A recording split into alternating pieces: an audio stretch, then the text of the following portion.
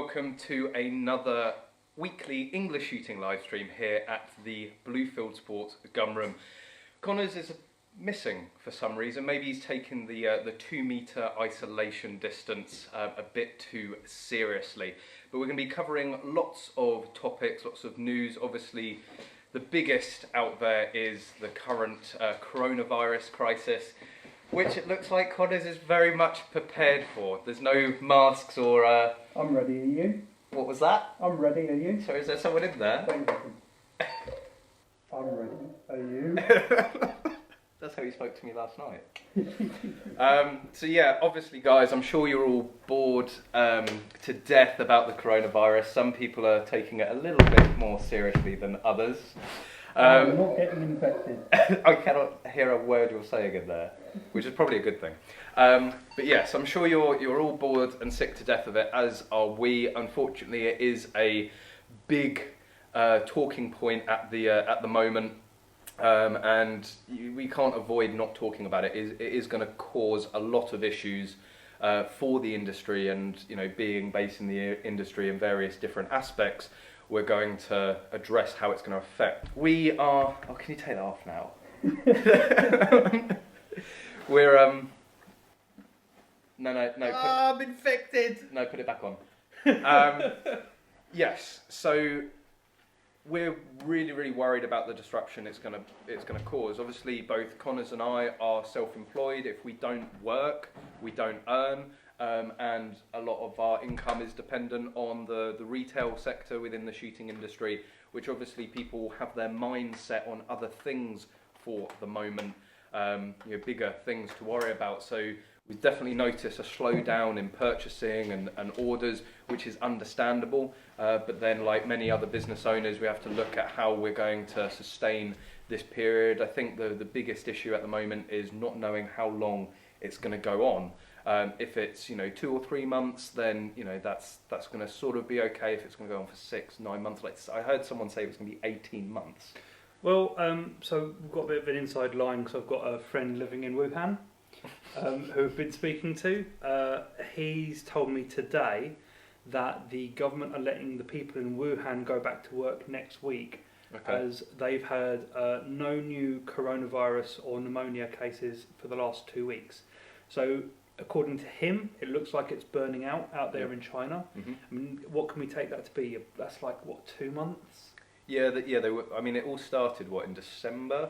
Yeah. So they're a good 2 or 3 months ahead. So yeah, we can probably look for 2 or 3 months. Mm-hmm. Obviously, we've seen a lot of panic buying of the funniest things, like toilet. It's just a joke now. No. I don't think the funniest thing I've heard about people running out of is toilet roll, or even indeed hand sanitizer. It has to be pickle. I think you should tell people about pickle. I have an unhealthy addiction to Branston. It has to be Branston's, and it has to be small chunk sandwich pickle. I've enjoyed it since I was a little kid. I absolutely love it. It goes well with pretty much everything. I've always had a jar in the fridge or desk of wherever I've worked because I can't live without pickle.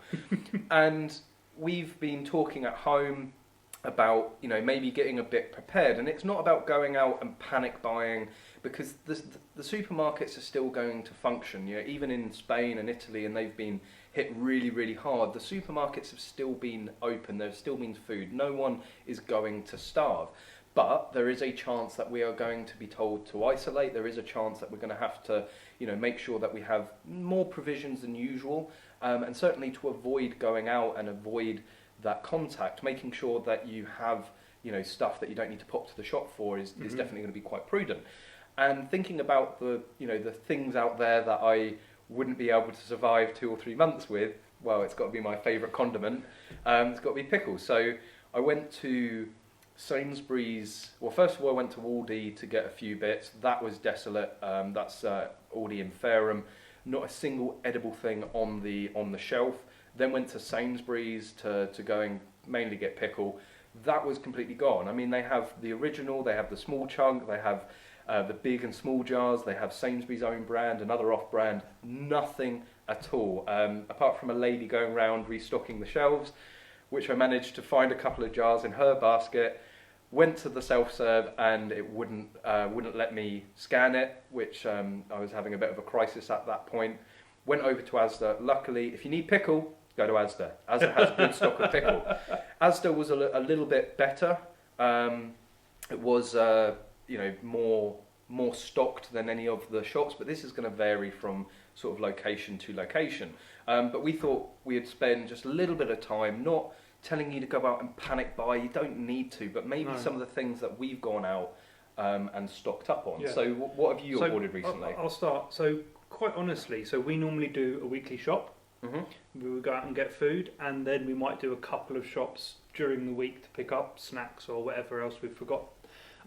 The only steps we've taken is to make sure we just do a one weekly shop for our normal things, and make sure any snacks and things that we wanted to get for the rest of the week we get then. Yeah.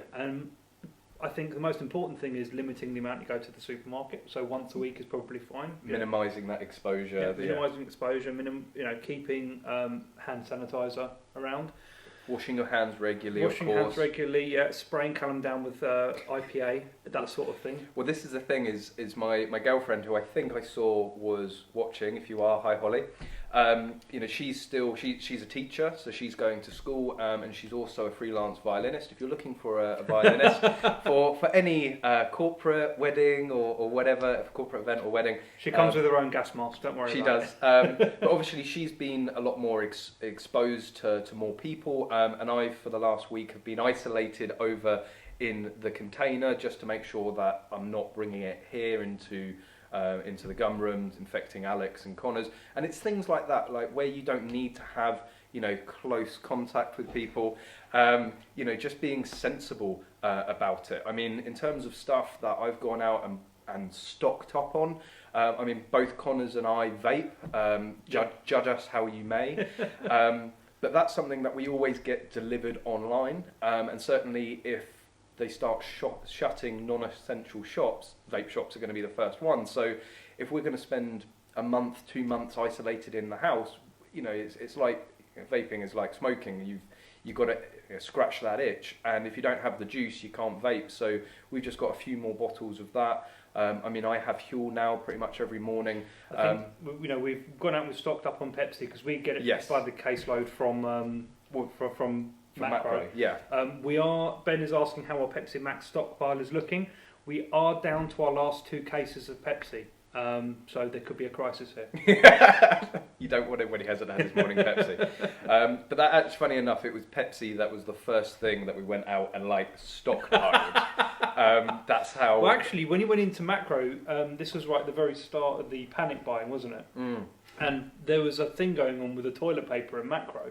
Oh yeah, there were people grabbing toilet roll left, right, and centre. And bearing in mind Macro, it's a big industrial shopping complex. You've got huge aisles of huge big bundle rolls of everything, and there was one slither left. They had started limiting people to two rolls per people, or 2 packs. Yeah, 2 packs per person. Bear in mind it's going to be still a pack of 64 rolls of toilet paper.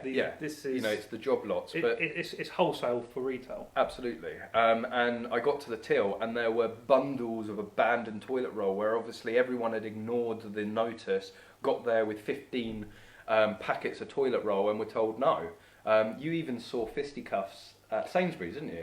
So I didn't actually witness the fisticuffs. I heard a staff member talking about it as he was bringing in an abandoned shopping trolley full to the brim of shopping, of 2 ladies in a Sainsbury's car park fighting over toilet roll because I guess one had it and the other didn't. And this is actually the issue. The supply. They keep saying the supply of food is fine. There's no threat of that, of people going hungry and running out of food. But it's idiots going out and needlessly stockpiling. There is a temptation to do it, but even I saw a guy in Aldi yesterday go up to the cereal aisle and literally just pull almost everything off the shelf and put it in his basket. Fortunately, Aldi are one of the supermarkets who have imposed restrictions. Yeah. Theirs is a bit more sort of broad spanning. It's just no more than 4 of any item, which meant we did manage to get 3 of our brioche cakes. Paul Robertson saw I panic bought biltong meat yesterday. Actually, biltong is probably one of the more sensible things to sort of invest in. Lasts a long time. Yeah, you get a lot of protein and nutrition from it. Mm-hmm. I mean, that's part of the reason as well. You know, I've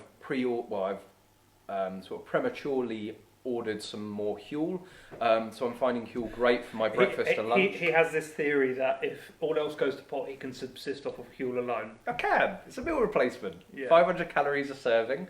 You get, I don't know how many servings in the bag. You know the virus isn't the only reason being confined to the container, right? Yeah, I know. We don't But want your insanity. I've been enjoying the bliss of my own company.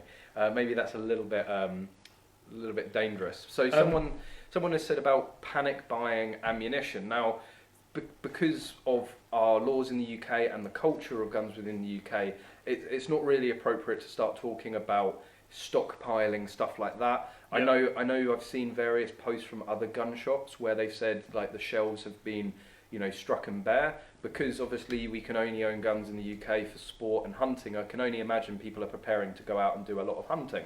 But funny enough, looking at all the different groups and social groups, I've seen, you know, less panic and less concern from hunters and shooters, and I think that's mainly down to the sort of people that they are. They're pretty sensible, level-headed people that, you know, take a very logical approach to things. Well, you'd like to think so. I think there are some in the shooting community who probably do us a disservice, but fortunately for us, they are few and far between. Yeah. And realistically, what's panic buying ammo going to do for you?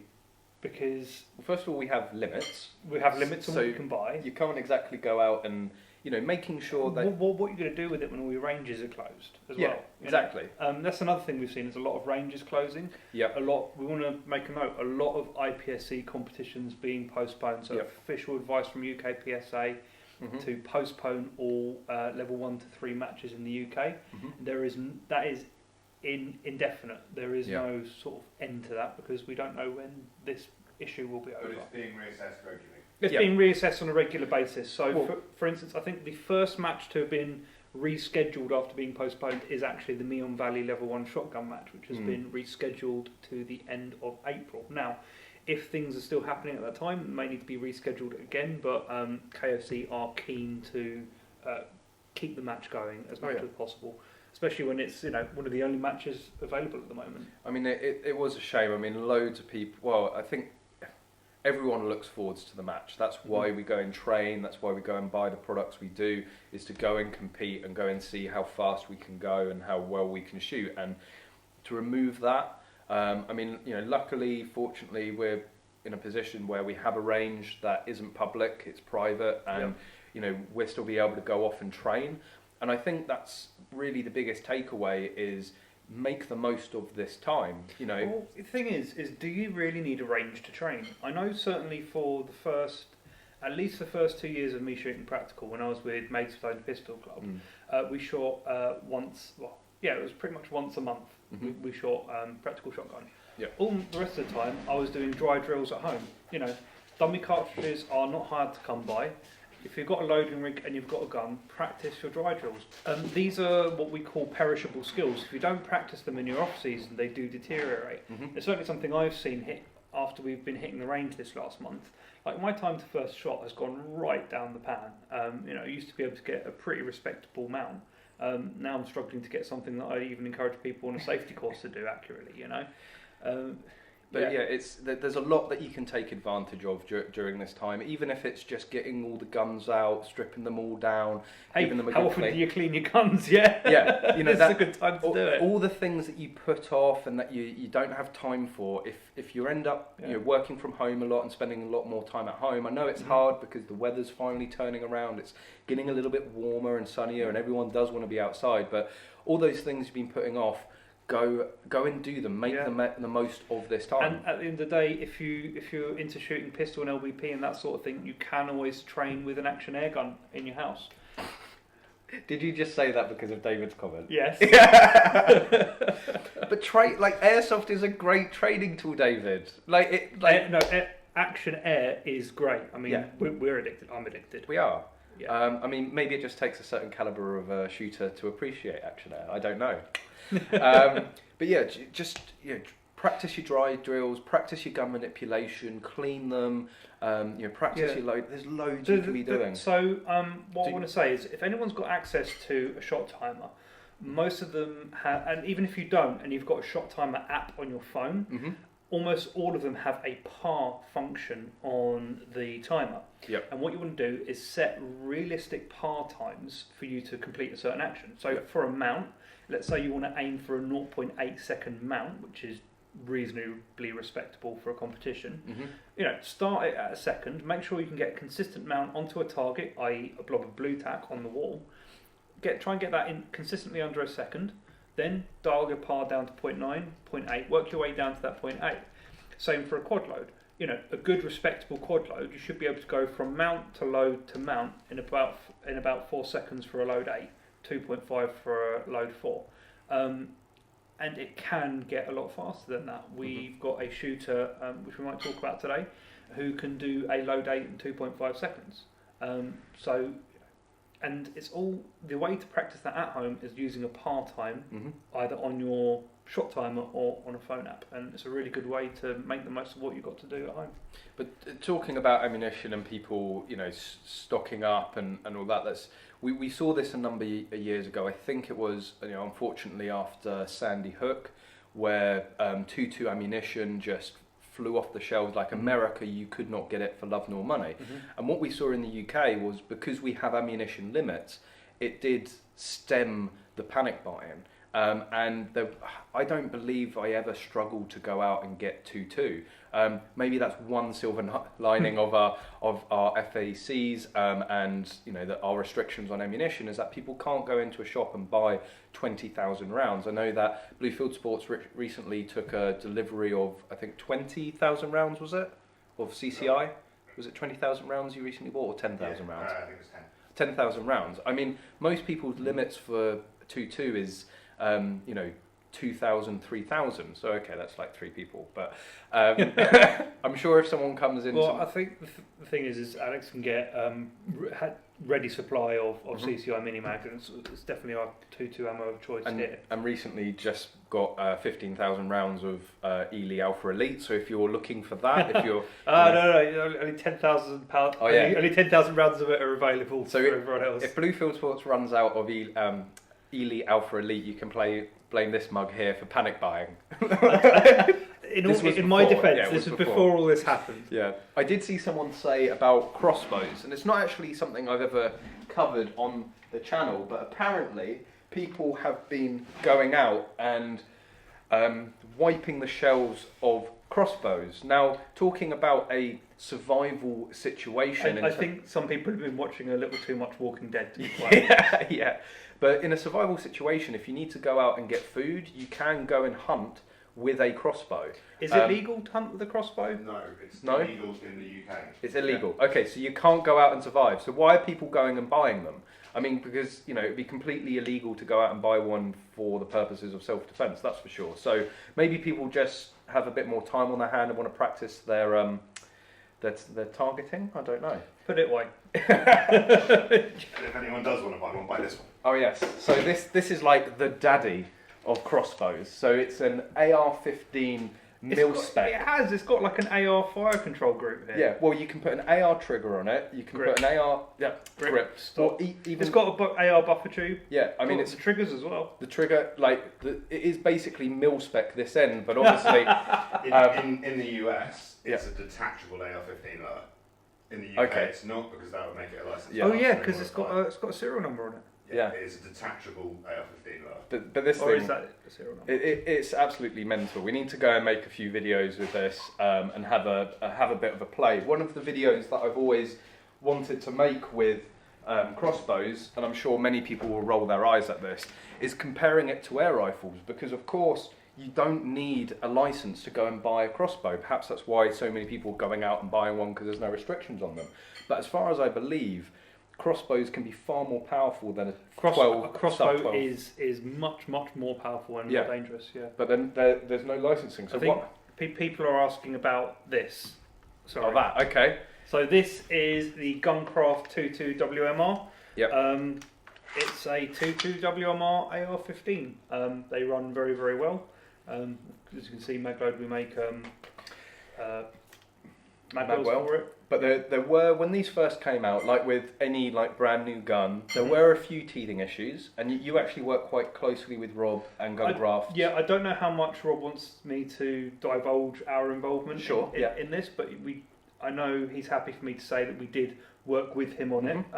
There were some significant developments to get the rifle working 100%. But it now does. These things run flawless. It's got to now be the most reliable 2.2 WMR out there.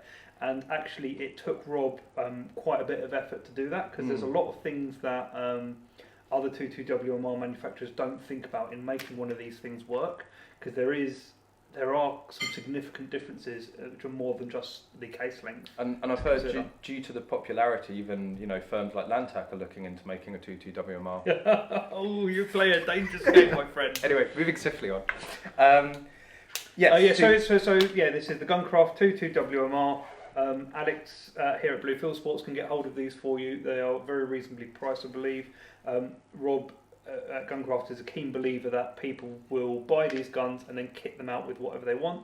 So the receiver, the working group, so the action in here is all tuned in, ready to go for you to slap your own grip, your own forend, and as you can see, as many accessories as you can pin to that. Again, that's a mil spec AR platform. This is a true mil spec lower, bolted to. I think it's an AR-15 upper, and then the bolt and the buffer is what Rob's special sauce in here.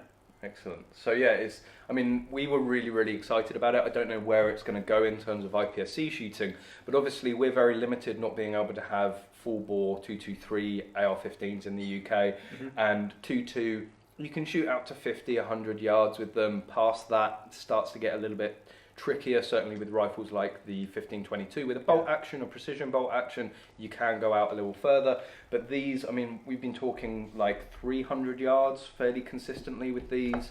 I can't say that I've taken it out that far, but I have heard reports of people taking it out to those sorts of ranges and getting very, very good accuracy out of them still. Which for IPSC shooting, when we went out to the Rifle Worlds, what was the furthest target? 600 metres. 600 metres. So it's probably not going to go out there, but it's going to narrow the gap between 2.2 LR and 2.2 3. So it's it's another. You say that I need to look into it more, but I do believe that 2.2 WMR isn't actually allowed in IPSC anymore. Is it not? So I'll need to check on that. I remember talking to someone about that recently. Well, it's another option. I love selection. I love choice, especially in the UK where choice can be limiting. So big props to Rob at Guncraft for bringing that in. I know Wayne from North Custom Parts has a 2.2 WMR as well. So if you're interested in a WMR, if you want to do like a full custom gun rather than So what Rob does is a base spec 100% reliable gun that you can then go and upgrade. If you wanted something full custom, then Wayne up at Northwest Custom Parts. Wayne will put the kitchen sink on the gun if you ask him. He can have any option, any customization. I know Blue Fieldsports gallery sponsored shooter Tom Ellaway, he's also big into his 2.2 mini rifles. He had a fully customized Northwest Custom Parts 2.2. It's amazing. It's really, really, really nice. He spec'd that brilliantly, and Wayne did everything he wanted and more. So 2.2 WMRC, Guncraft, or Wayne at Northwest Custom Parts. So keep the questions coming in, guys. Anything you want to talk about, just ping a comment in the comment section below. Again, we always ask, please hit that thumbs up button if you're watching it. It really does help with the Facebook analytics and sharing what we are doing. Make sure you hit that share button if you think your friends would enjoy what we're doing here, or if you think they've got some amusing or interesting questions to ask us. We are here to entertain you. Well, we try our best, don't we? So, Pete Juggins, maybe I'm missing something here, but you said McDonald's or Burger King? It's a tricky decision, See, McDonald's has better chips. I always find them a little bit too salty. I like it salty. I like it when they give you the option to put more salt on it. But take of that what you will. I tend to eat more McDonald's than I do Burger King, but I do prefer Burger King over McDonald's. Yeah, I prefer Burger King's burgers. I think they are better. Well, I mean, McDonald's has started to come back to normal sized burgers now. So. Well, when they brought out the Big Mac, what was it? The Big whatever Mac. they call it. Yeah. Yeah. Oh god, that was good. But that was almost the size that a Big Mac used to be. No, that's because your hands were smaller when you were younger. It's like crisps. Crisps always seem to be smaller, right? Well, no, it's just you've got bigger. Not in that way. I'm not trying to be mean. No. Crisp packets have definitely gotten smaller. Because they used to be like 30-gram packets, and now they're like 15 or 10-gram packets of crisps. Like you open it, it's like, right, that's 2 mouthfuls. Stealing crisps from my kids, and you'll get the big packets. Have you been stealing crisps from us? They make 15 grand kid-sized crisps. That's what they are. But that's normal size crisps. No, you just get the big sharer bag and then don't share them. It's pointless. Oh no! Share I've just realised. What? I've left Kat at home alone with a packet of bugles.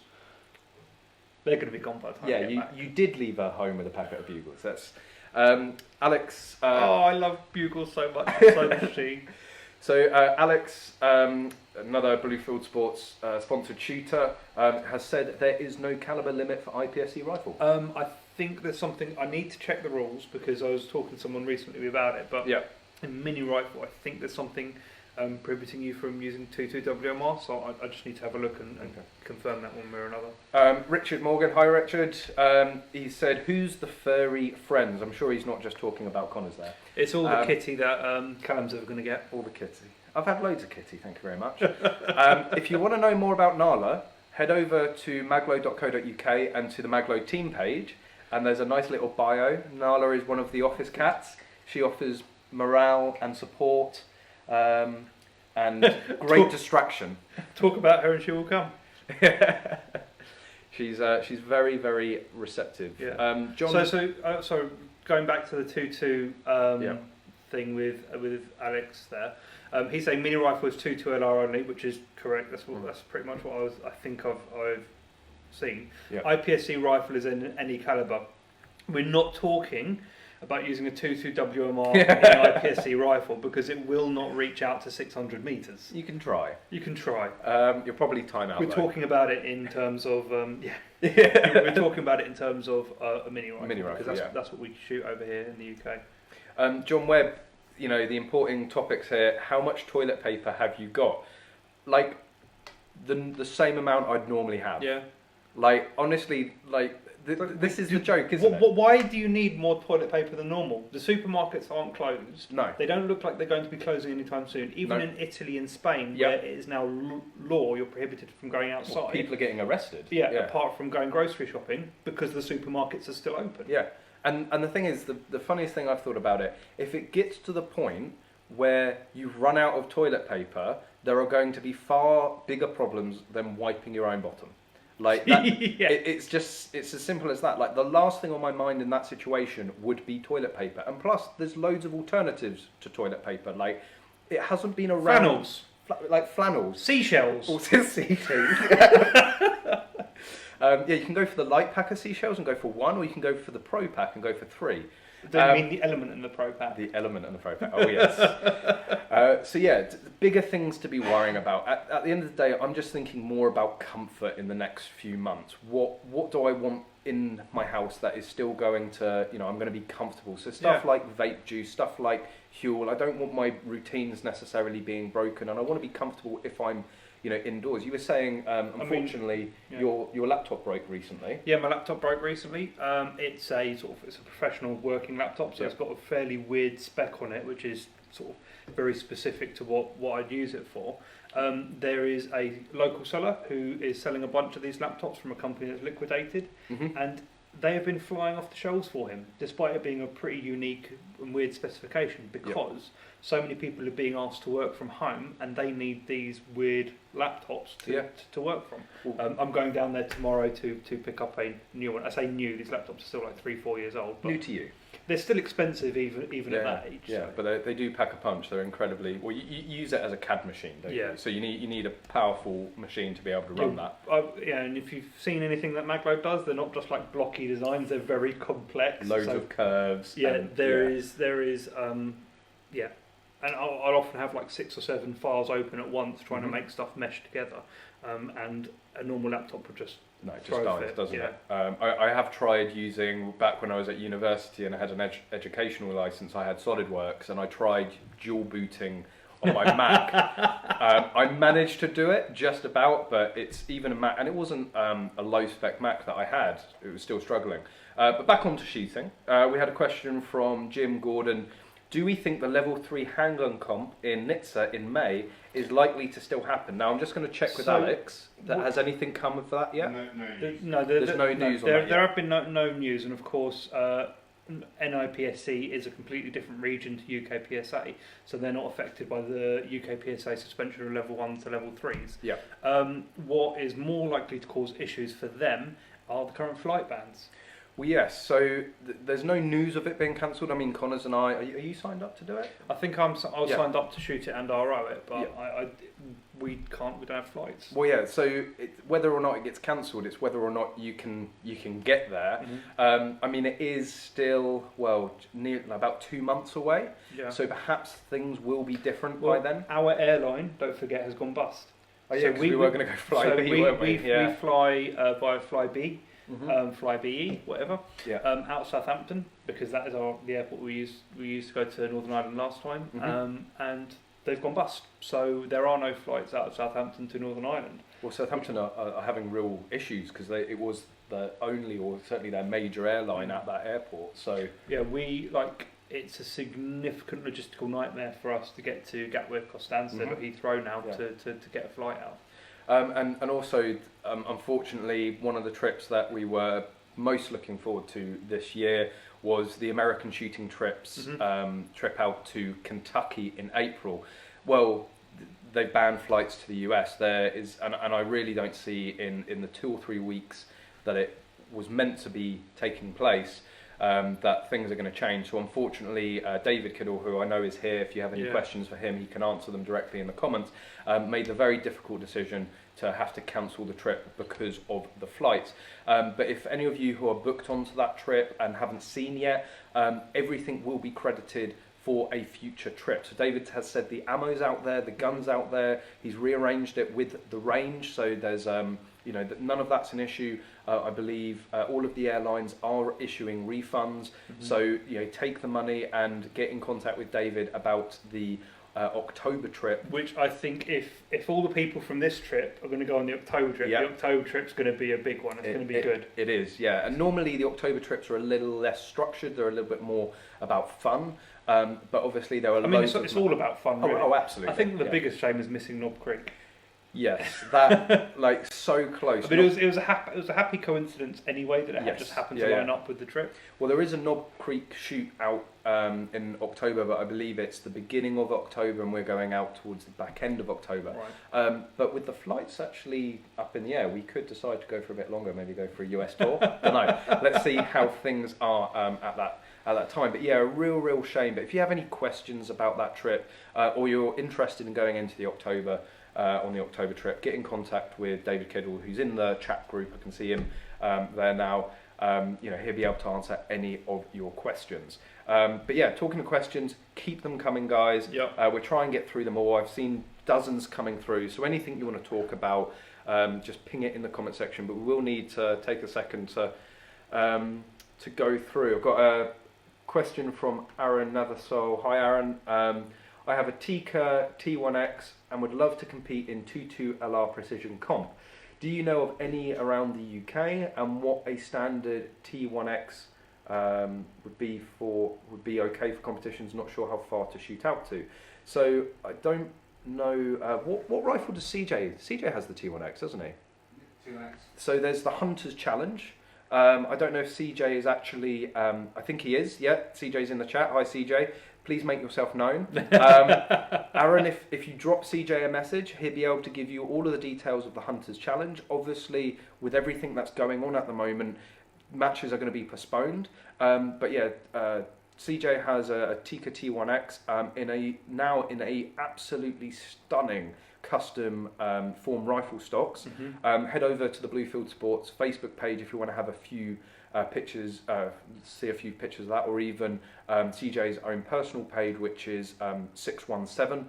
The rifle just looks absolutely stunning, and he has it absolutely honed in for the Hunters Challenge, and he's hoping to shoot as many of those matches as possible. But Hunters Challenge, from what CJ explained to me a while ago, it's actually in one of the gun vlogs. So if you go over to the EnglishShooting channel on YouTube, I talked to CJ for 5 or so minutes about the Hunters Challenge if you want to learn more. But it's really sort of a cross between sort of CSR and practical shooting and long range shooting. It's really. I think it'd be nice if maybe we could get CJ to potentially do a video for it. It'd be great to see like a. Oh, that's very much the plan. Yeah, CJ will be filming. I definitely want to know more about it. After seeing the rifle he's built, it reminds me very much of Field Target with an air rifle, but with a full bore rifle, which looks really interesting. Yeah.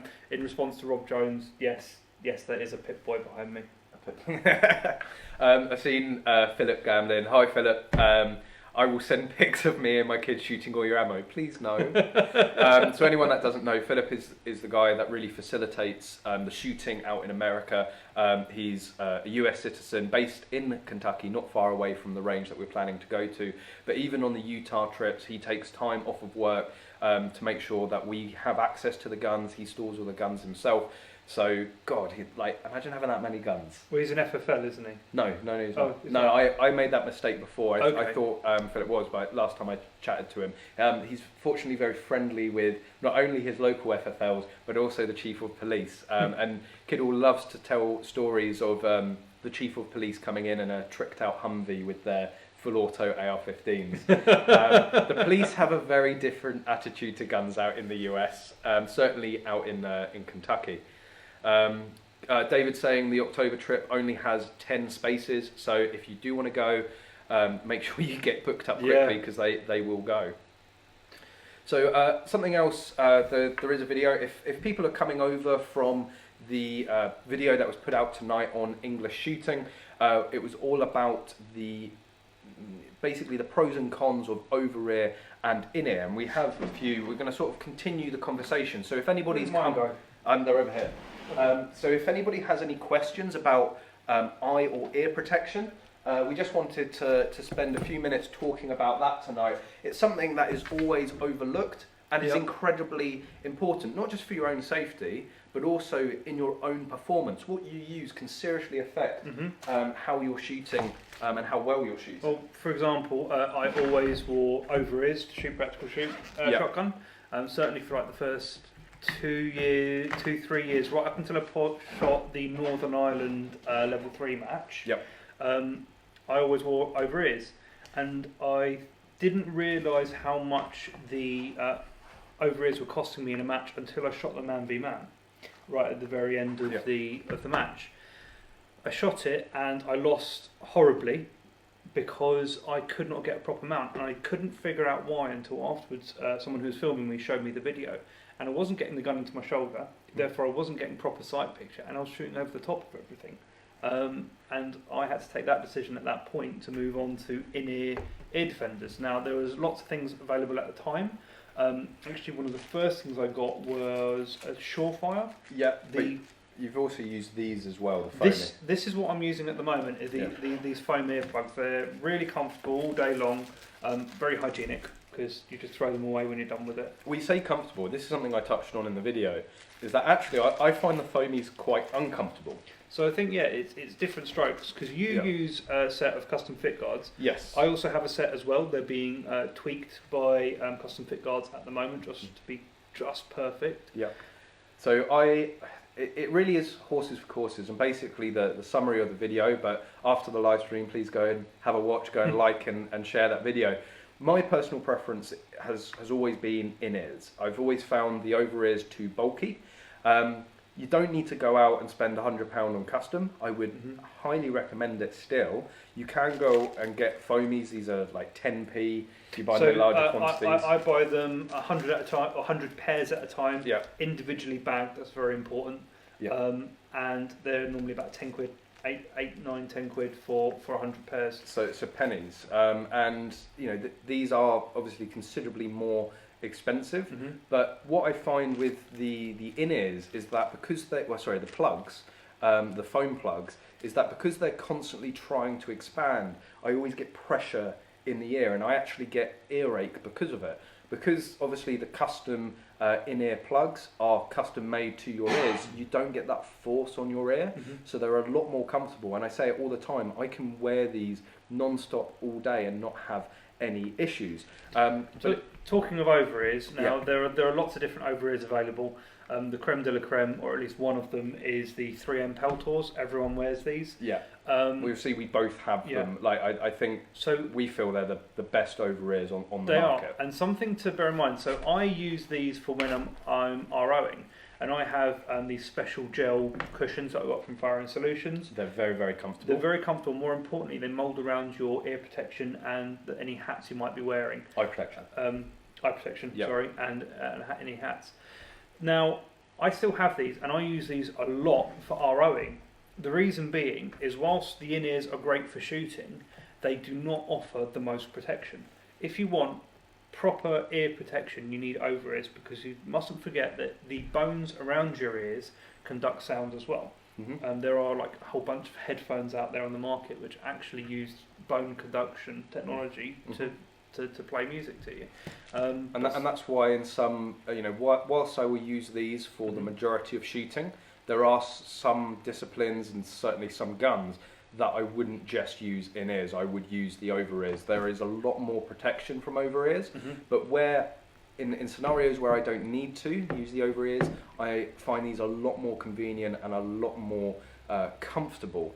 But yeah, certainly for filming, when I'm sort of barking direction at you, and use these. Yeah, because these are electronic, you can hear people talking to you, and they're very quick to cut out and very quick to turn back on again. Normally you don't even notice them cutting out. But one thing really interesting talking about filming, when we were out at the Rifle World shoot, I was double plugging with these because a lot of people shooting with very, very obnoxious muzzle brakes. And you're standing next to them all day, so I had my in-ears and my over-ears on. And I only had for that trip, it was actually that trip that made me finally go and get a pair of over-ears, because I was having real issues with just the in-ears. For most of the time I was stood there pressing them as far as I could into my ears. So and I found that out in the Utah trips when we've done a lot of 223 AR rifle shooting, that I have got a little bit of ringing in my right ear, which is never a good sign. So I don't think there's a one-stop shop when it comes to hearing protection. But I would certainly advise for people to have both options available to them. I really would. Oh, hello, Niall. I would actually like to boil this down to like three things. Like if you want over-ears, there are the 3M Peltors. There is there is like another even more premium brand which comes highly recommended by pistol shooters, but I can't remember it now. But the 3M Peltors for over-ears.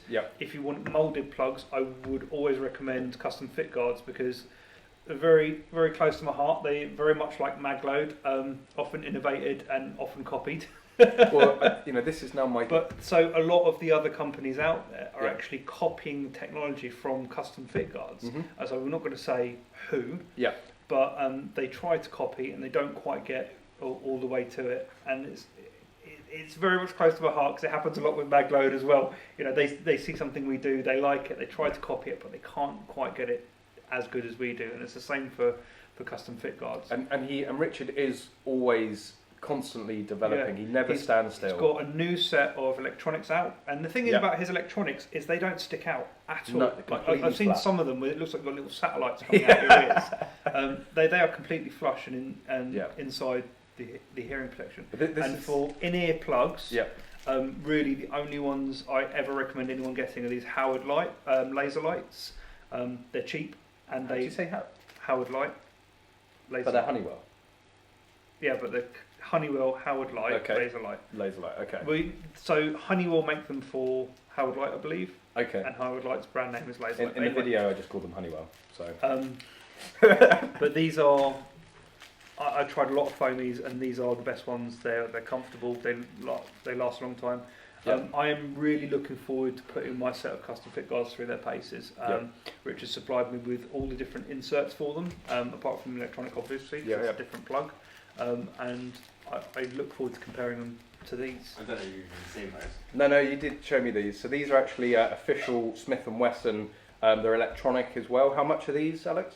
£50. quid. So 50 quid. So you know, this is the great thing about hearing protection. There's loads of options. You can go for the top. You can go spend 100, 130 pound for the Peltors, or if you can't stretch to that, 50 quid. So people might ask, what do you get when you buy a set of Peltors for twice the price of anything else? It's comfort. Almost every single other pair of ear defenders I've tried, over time they'll press your ears in or bend your ear down, and that really starts to become quite uncomfortable after a day's worth of shooting. But really, that's for me the biggest difference between the in-ears and the over-ears. When you're using the over-ears in the summer, they become very, very hot and uncomfortable, whereas you don't get that with the in-ears. But something Richard Morgan has said, found a happy compromise, decibels. So I've seen these around. They're sort of like, if for any of you that have played rugby or done boxing, and you've got those custom off the shelf. I say custom off the shelf. Self moulding. Yeah. So like the gum shields, you put them in a bit of hot water and then mould them to your teeth. There's the ear equivalent of that from decibels. I haven't actually tried a pair of them, but I know a load of people wear them. So I don't know how much I think they're about around the £40 mark. So you're saving a bit over the custom fit guards or custom moulded ones. But then, you know, the thing is though, is the difference there.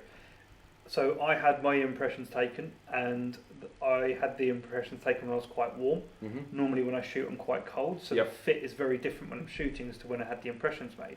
Now, custom fit guards have the expertise to actually tweak the hearing protection to make them fit. When you're moulding it at home, you don't necessarily have the ability to do that. So times like that, when we're talking about your hearing or your sight or anything like that, I really would defer to an expert and make sure it's being done properly. And that's the thing, is you know, can you put a price on your hearing? You know, that's what it comes down. Oh, you know, they're 100 quid. That's expensive. How much would you pay in 30 years to still be able to hear? The straight up plugs are not that expensive. Well, no, these are pennies, aren't they? Or the off the shelf. No, what I mean is the custom fit guard plugs. Oh yeah, so I think they start from about £70. Yes. And I'm sure if you mention English shooting, you'll get a nice discount. Thank you, Richard, for that. Yeah. So loads of people saying Jim Gordon went for a set of Sens, best piece of shooting kit I ever bought. This is what a lot of people have said, that once they've taken the plunge and gone for custom, they never look back. They're worth every penny. Matt Brown, Peltor ears, over ears are bulky and expensive. Use them for work. Sometimes like the Howard Light. They are a lot slimmer and cheaper, but never got on with in-ears. The thing is I actually moved onto these from a set of Howard Lights, so I found them very uncomfortable. I actually found they broke a lot. Yeah. I sent 3 back in the space of 6 months. So 2 went back to the same seller, and then I got my 3rd set from a different seller, and they broke. Yep. Just because they couldn't take the sort of weekly use that I was putting on them. Anthony is saying toilet roll every time. I mean, actually, probably the custom fit guards or even the Peltors are going to be cheaper than toilet roll at the moment. So, and probably give you a lot better hearing protection at the same time. Ben Ducker, another +1 for decibels. David Kiddle, biggest issue for over ears is a lot of gamey shooters will knock off during a bad course of fire trying to get a reach. How do you read that as gamey and not as gammy? Because he writes gammy. I know what he means. Yeah. Probably a fellow dyslexic. So actually, story about that. So sorry, it's a second-hand story, so I do apologise. But was told of someone who would knock off their ear defenders in order to get a reshoot. Yeah. They actually got DQ'd for unsportsmanlike conduct in the end. So as they should. You don't get away with it. You know, you do it once by accident, sure, whatever. I've actually witnessed a fellow shooter. He wasn't actually wearing over ears. He was wearing in ears with like the cord on them, and he went to mount the gun, pulled them out, and self stopped. Yeah. And normally you don't get a reshoot for self stopping, but the RO could quite clearly see his hearing protection had been pulled out, so he got a reshoot for that. And again, something I touch on in the video is that actually Jerry Michalak, and you know the master of all things shooting, perhaps, uses both. From a very similar incident where he was doing a match, doing a stage, and it came undone. And I think in the story he says that he does continue through the stage, but obviously was very, very painful shooting a 223 rifle with a massive muzzle brake, shotguns as well. So again, a lot of people will double plug because, you know, take of that what you will. Because if these might not give the level of protection required for a large caliber rifle or even a 223, but if you're wearing these and the over ears come off, it's not going to be as bad as not having anything at all. I just want to give a quick shout out to my mum who's joined the stream. Hi, Mum. Well, I think my mum's watching, so that it's a mum evening. So it's a mother's meeting. Mother meeting. Well, it's almost Mother's Day. Don't forget. As well, so hi, Mum. Everyone's mum's here. So actually, talking about protection, we should talk a little bit about eye protection. So we have very different. We have very different takes on eye protection. Yeah. So you have a set of Oakleys. Yeah. They are very expensive. I got them a little bit cheaper because I bought them out in the States. But yes, they're probably far more than what you need to go and spend on eye protection. How much is a set of those? So when these came out, I don't believe they make them anymore, but in the UK they were about £350. Now you're probably looking at that going, 350 quid for a pair of clear glasses, are you mad? What I love about these, not only that I could fully customise them, so the bits under the glasses there, that was still look gash. They do, but that's my personal taste. But the thing I love about these is that within a few seconds you can open them up, take the lenses out, and put a different one in. So I actually have 3 sets of lenses. That's in the long way. This is the wrong one, isn't it? We get the idea. Yeah. I have 3 sets of lenses. So for sort of dark shooting, just general safety, I have the clear. For extreme sunlight, I have the full black, and then I actually have a dusk pair, which are sort of very fire-like. Reminds me a little bit of Peeler. Peeler, yeah. So Peeler, glasses. I would say, are actually even more expensive than Oakley. Mm-hmm. But for me, this gives great flexibility. This was well before, maybe 3 or 4 years ago, well before I knew about Peeler, or even before they were really mainstream. But I have 3 different tints, effectively. And the other thing, if you go onto YouTube and type in like Oakley test, no, where they like shoot testing. it with Yeah, they actually test these with a steel ball bearing. Yeah. And this is one. So, thing is, that is one of those marketing ploys, because all of these safety goggles, even this like £2 set from B&Q, will stop that same ball bearing because it's made out of the same polycarbonate material. Mm-hmm. Yep. Now, as always, I do things very different to anyone else in the shooting world. I do not wear any sort of tinted glasses. Now, recently I have been tempted by some of the Peeler offerings, and I would like to look into those at some point. But I always wear clear because, well, I'm not going to go into the reasons now, but I always wear clear glasses. One of the most important things for me is to have no brim to the glasses. So if my glasses shift forward while I'm shooting, I can still see through the brim, still see the target. When you aim with a shotgun in PSG, you often aim through the top part of your glasses anyway. Also, another thing is I buy these Bolly glasses. Now, these are working glasses. They're anti-fog, anti-scratch. They're £9. When you do scratch them, you throw them away and you buy another pair. Yes. Now, you scratch a set of those. Well, you say scratch a set of those. So the clear lenses for the Oakleys I got off eBay for like 30-40 quid. So yes, still 3 times the amount. The polarized, so both of the different tints that I have are polarized. That does make, for me, a huge difference with glare and the level of sort of UV protection, let's just say.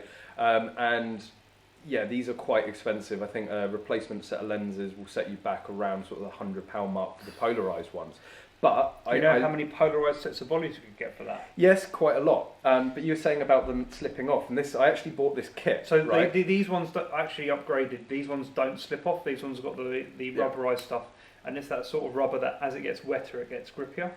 Right. Well, these have the rubber sides to them, so they're fairly grippy. But you can also click on this, and again, it's a standard Oakley product, and that you can adjust it to the size of your head. So you put these on, they are not coming off. And also, I've only ever used these once. It looks a bit funny. For any Mission Impossible fans, when he's scaling what's the tallest building in Dubai now? The Burj Khalifa.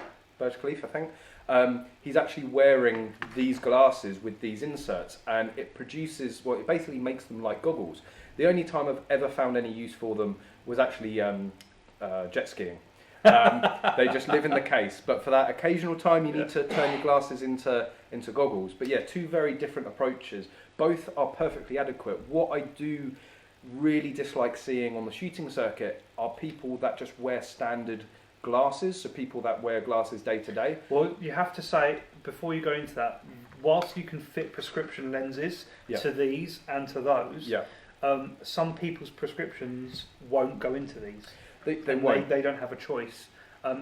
There aren't that many. There aren't that many options for people who have got interesting and weird prescriptions that won't go into a normal set of glasses. Unfortunately, what you need to be aware if you are using standard sort of reading glasses or day-to-day glasses is because they are made of glass rather than plastic. If something hits them, it will shatter. And again, in this Oakley sort of destruction test video, they put, again, I know it's all marketing, but they put a pair of Ray-Bans in the jig, and it just splinters. But that's the difference, is that's glass. When we're talking about any polycarbonate lens, and also bear in mind that polycarbonate itself blocks 98% of UV light without any special treatments or coatings. Yeah. And you buy a set of Bollies, and they've got all those treatments and coatings already. I just wouldn't. I couldn't see myself spending money on a clear set of goggles or eye protection. However, looking at some of the Peeler offerings, I'm tempted to try some of their ones that they claim to make targets pop and all that sort of thing. I was on a simulated game day, and somebody had just bought a pair of Peeler glasses, and he was raving about them. And I was like, really? What's like? I know the difference a decent set of glasses, sunglasses, can make in bright sunshine, but I was like, you're going over the top on this. And he let me do a drive with them on, and they were pretty incredible. If you go on their website, they do sort of a split screen. So I've got a question for you. So they do this split screen, so you can tell the difference between no glasses and this, so you can see what the lenses do. Does it actually look like that? Yes. Really? Yes. So the only way I can say is it makes the targets pop. So if you're out in various landscapes, sometimes the target can get lost. It just seems to highlight it. It is incredible. The hype is real with them. Or no, not the hype is real. The hype is that the right expression? I think that's the right expression. At the end of the day, you managed to word that one. Just about. At the end of the day, when people like Amber Hill, George Digweed, Max Michel, and Eric Graffel are all using these glasses, they are people top of their game. They're not just going to use something. Well, okay, Jerry Michelak plugs the JM90 and the JM40, but 940 and JM30, yeah. But people that are out there winning continuously, they're not going to introduce something into their equipment list that is going to, just for the sake of their sponsors. They're only going to use stuff that they like and that they think benefit them. And I think George Digweed is probably, and Eric I have to say one thing about the Peeler glasses, which I think is really good. Going back to what I was saying about no brow on here. Yeah. The Peeler glasses are very, very high brow. Oh yeah, they like cover half your face, don't they? Yeah, which is actually probably the main reason I'd like to try them. It's great, and loads of people. Yeah, please, guys. Sorry, we're just looking at your comments here. Yeah, keep commenting. We are seeing them. Lots of people giving loads of options. Yeah. FYI, when I talk about these lenses and how I don't like all coloured lenses, I'm talking about for shooting. Yeah. Like I've got polarised mirrored sunglasses for driving. It's different. It's a different tool for a different job. But again, that's why I like these. And yes, they're expensive, but I use them all the time for all different applications, for driving, for cycling even. I use them a lot. Cycling. You don't cycle. I used to a lot. Skiing. When I went skiing last, I used them. I didn't go for goggles because they were already polarized. And I got on really well with them. And of course for shooting. So these will see me through, and I've had them now. It must be like 4 or 5 years plus. And they're still going strong, and I find it very hard to justify replacing them when they've done me so well. Keep your questions coming in, guys. Anything you want to chat about. Remember that we are in a gun room, so we have lots of guns on the wall and in the armoury. We have the camera set up over at the healing bench, so if you want to take a closer look at any guns or want me to take anything apart, I'm more than happy to take stuff apart. I could give it a go, but I wouldn't be able to get it back together like Conners can. But yeah, we've got loads of LBPs, we've got loads of 2.2 semi-autos, pretty much every practical shotgun you could ever want. All of the guns behind us. We've got the 338 Lapua, we've got a 308 Tikka TAC 1, loads of stuff. So if anything takes your fancy, if you any any question at all about a gun, I think Conners is itching to go over to the healing bench. Yeah. So let us know what you would like. And again, please guys, a quick reminder, make sure that you've hit that like button, make sure that you're engaging and sharing it. We're all about sharing the sport. That's why we do this. So if you want to share it, if you want to like it, it really does help with the Facebook analytics. You want to tag your friends, please do so. And again, any questions you have, please keep the comments coming in, keep the conversation rolling, and any guns you want to have a closer look at, then Conners will go over to the healing bench. Yeah. So let's have a quick okay. While you're having a look, Alex Cox is asking about cowboy action. Have we tried it? We've not tried cowboy action. However, I was talking to someone at the British Shooting Show who is heavily involved in it. Yep. It sounds really interesting. Having seen lots of videos of people shooting lever actions very, very fast, I'd really like to go and see what it's all about. Well, the closest I've come to, well, the only time I've really seen any, apart from Alex Cox rocking the revolver during the airsoft surgeon match. Oh yeah, absolutely baller. With the cowboy hat and necktie. Oh god, looked absolutely insane. But yeah, I actually got to see quite a high level shooter, a guy called Wolf. I believe he's sort of fairly famous in the cowboy action world. When we were out in Utah a couple of years ago, and he brought out his modded underlever, and just like you see all the videos going around social media, just ba ba ba ba ba ba ba ba. Just no one could get anywhere close to him. That was the exact sound it made. Can we have that impression again? Ba ba ba ba ba ba ba. There you go. That's my impression of a cowboy action lever gun. But yeah, it is something that I've always wanted to give a try. I tell you why it interests me. Yeah. So there are a couple of lever action shotguns that have hit the market. So Adler, for the longest time, have had their lever actions available. I know that Richard up at Practical Shooting Supplies has brought in a new lever action, which he said he's going to send down to us. And the thing is they are standard manual guns. It'd be very interesting to see if it is indeed faster than the famed Benelli Supernova. Yeah, you're actually quite optimistic that it might be. Yeah, I think it could be. It could be. So Richard's talking about short stroke kits. For them, I do know of a couple of people who have made short stroke kits for the Adler, so I know it's possible. Yep. It could be very interesting. Would I make the switch to one? I don't know. I'd have to shoot it first.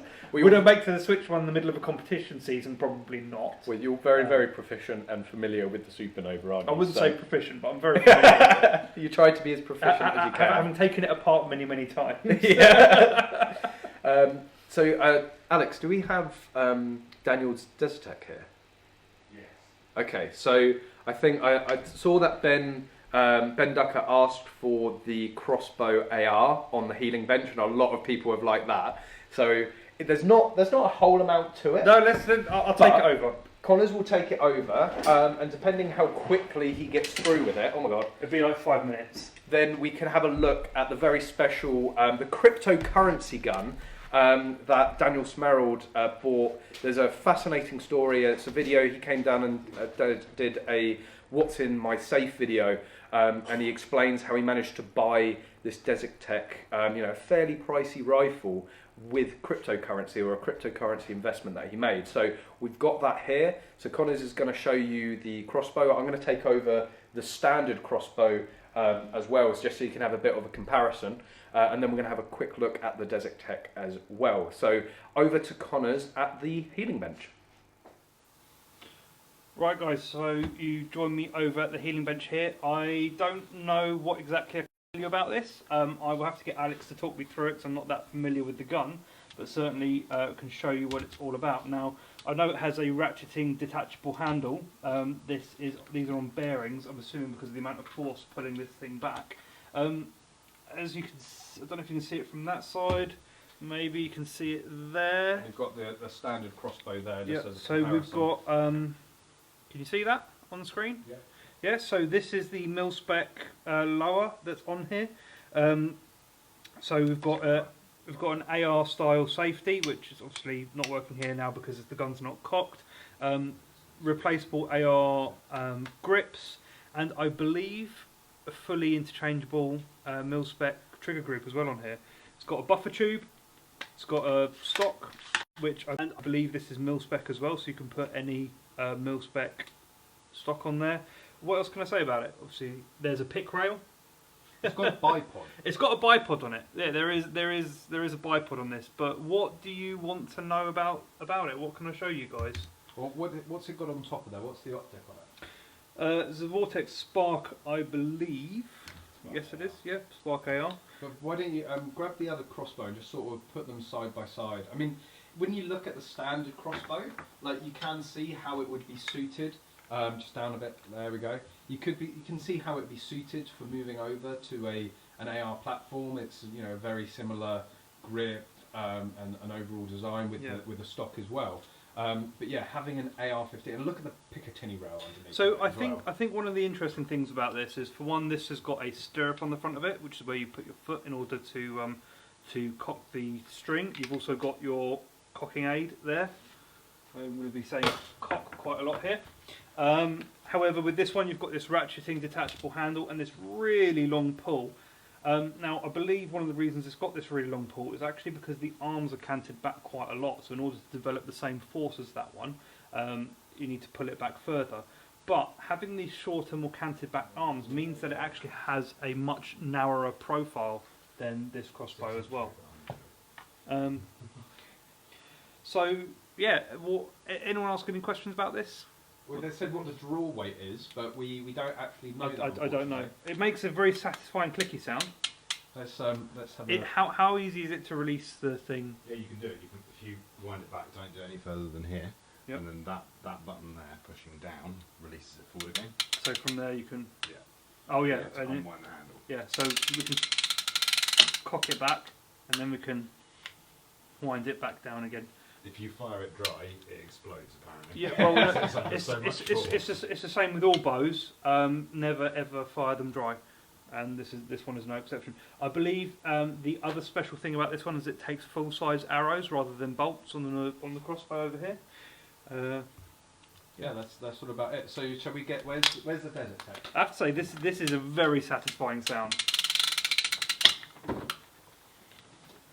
Wind that back. So Dad has been without this for many a month. Do you know much about this, Conners? We really need a man. Not at all. There you go. You stand there and talk about it. You know about it. Okay, so this is going to be difficult because I don't know a whole load about it. I don't even know if I've seen this gun before. It's pretty beastie. I mean the scope as well. You could just drool over. Get that 22 LBP breach flag out of the picture. So are we in shot? How are we doing for the camera here? We're in shot. So Dan is really the best person to talk about this and sort of tell you all of the details. I know I've made an absolute fool of myself before trying to even just get the bolt in, but you can see it's definitely, if Arius is here, it is definitely a bullpup rifle. Because the magazine, as I've been well educated, is behind the trigger on this. But to actually get the bolt in, you need to take the back these shims off of. So these shims come in standard and allow you to adjust the length of pull on the gun. I'm gonna try and Daniel's probably screaming like, "No, don't hurt my baby." There we go. I've done it. How proficient of me. So the bolt goes in. Now I'm going to make a test of myself. I have shot this rifle before, down at 7-side during a club shoot, and well, we were only shooting at standing at like 25 yards, which is really not doing this gun any justice whatsoever. I'm really sorry, Daniel, if I'm butchering your gun. I cannot get that back on. This is what happens when you do things live. Why won't it go back on? Oh, come on. Well, that's going to stay there now, and I can't get the bolt in any further. Daniel, you need to come back down here and actually show people this gun. But they're incredibly well engineered. But I can certainly tell you the story behind this. So, with cryptocurrency, there's a number of different currencies you can go for. Obviously, the most famous one being Bitcoin. That's what's always in the news. But there's other ones. There was Dogecoin. And I think it's no, it's Dogecoin, not Dogecoin.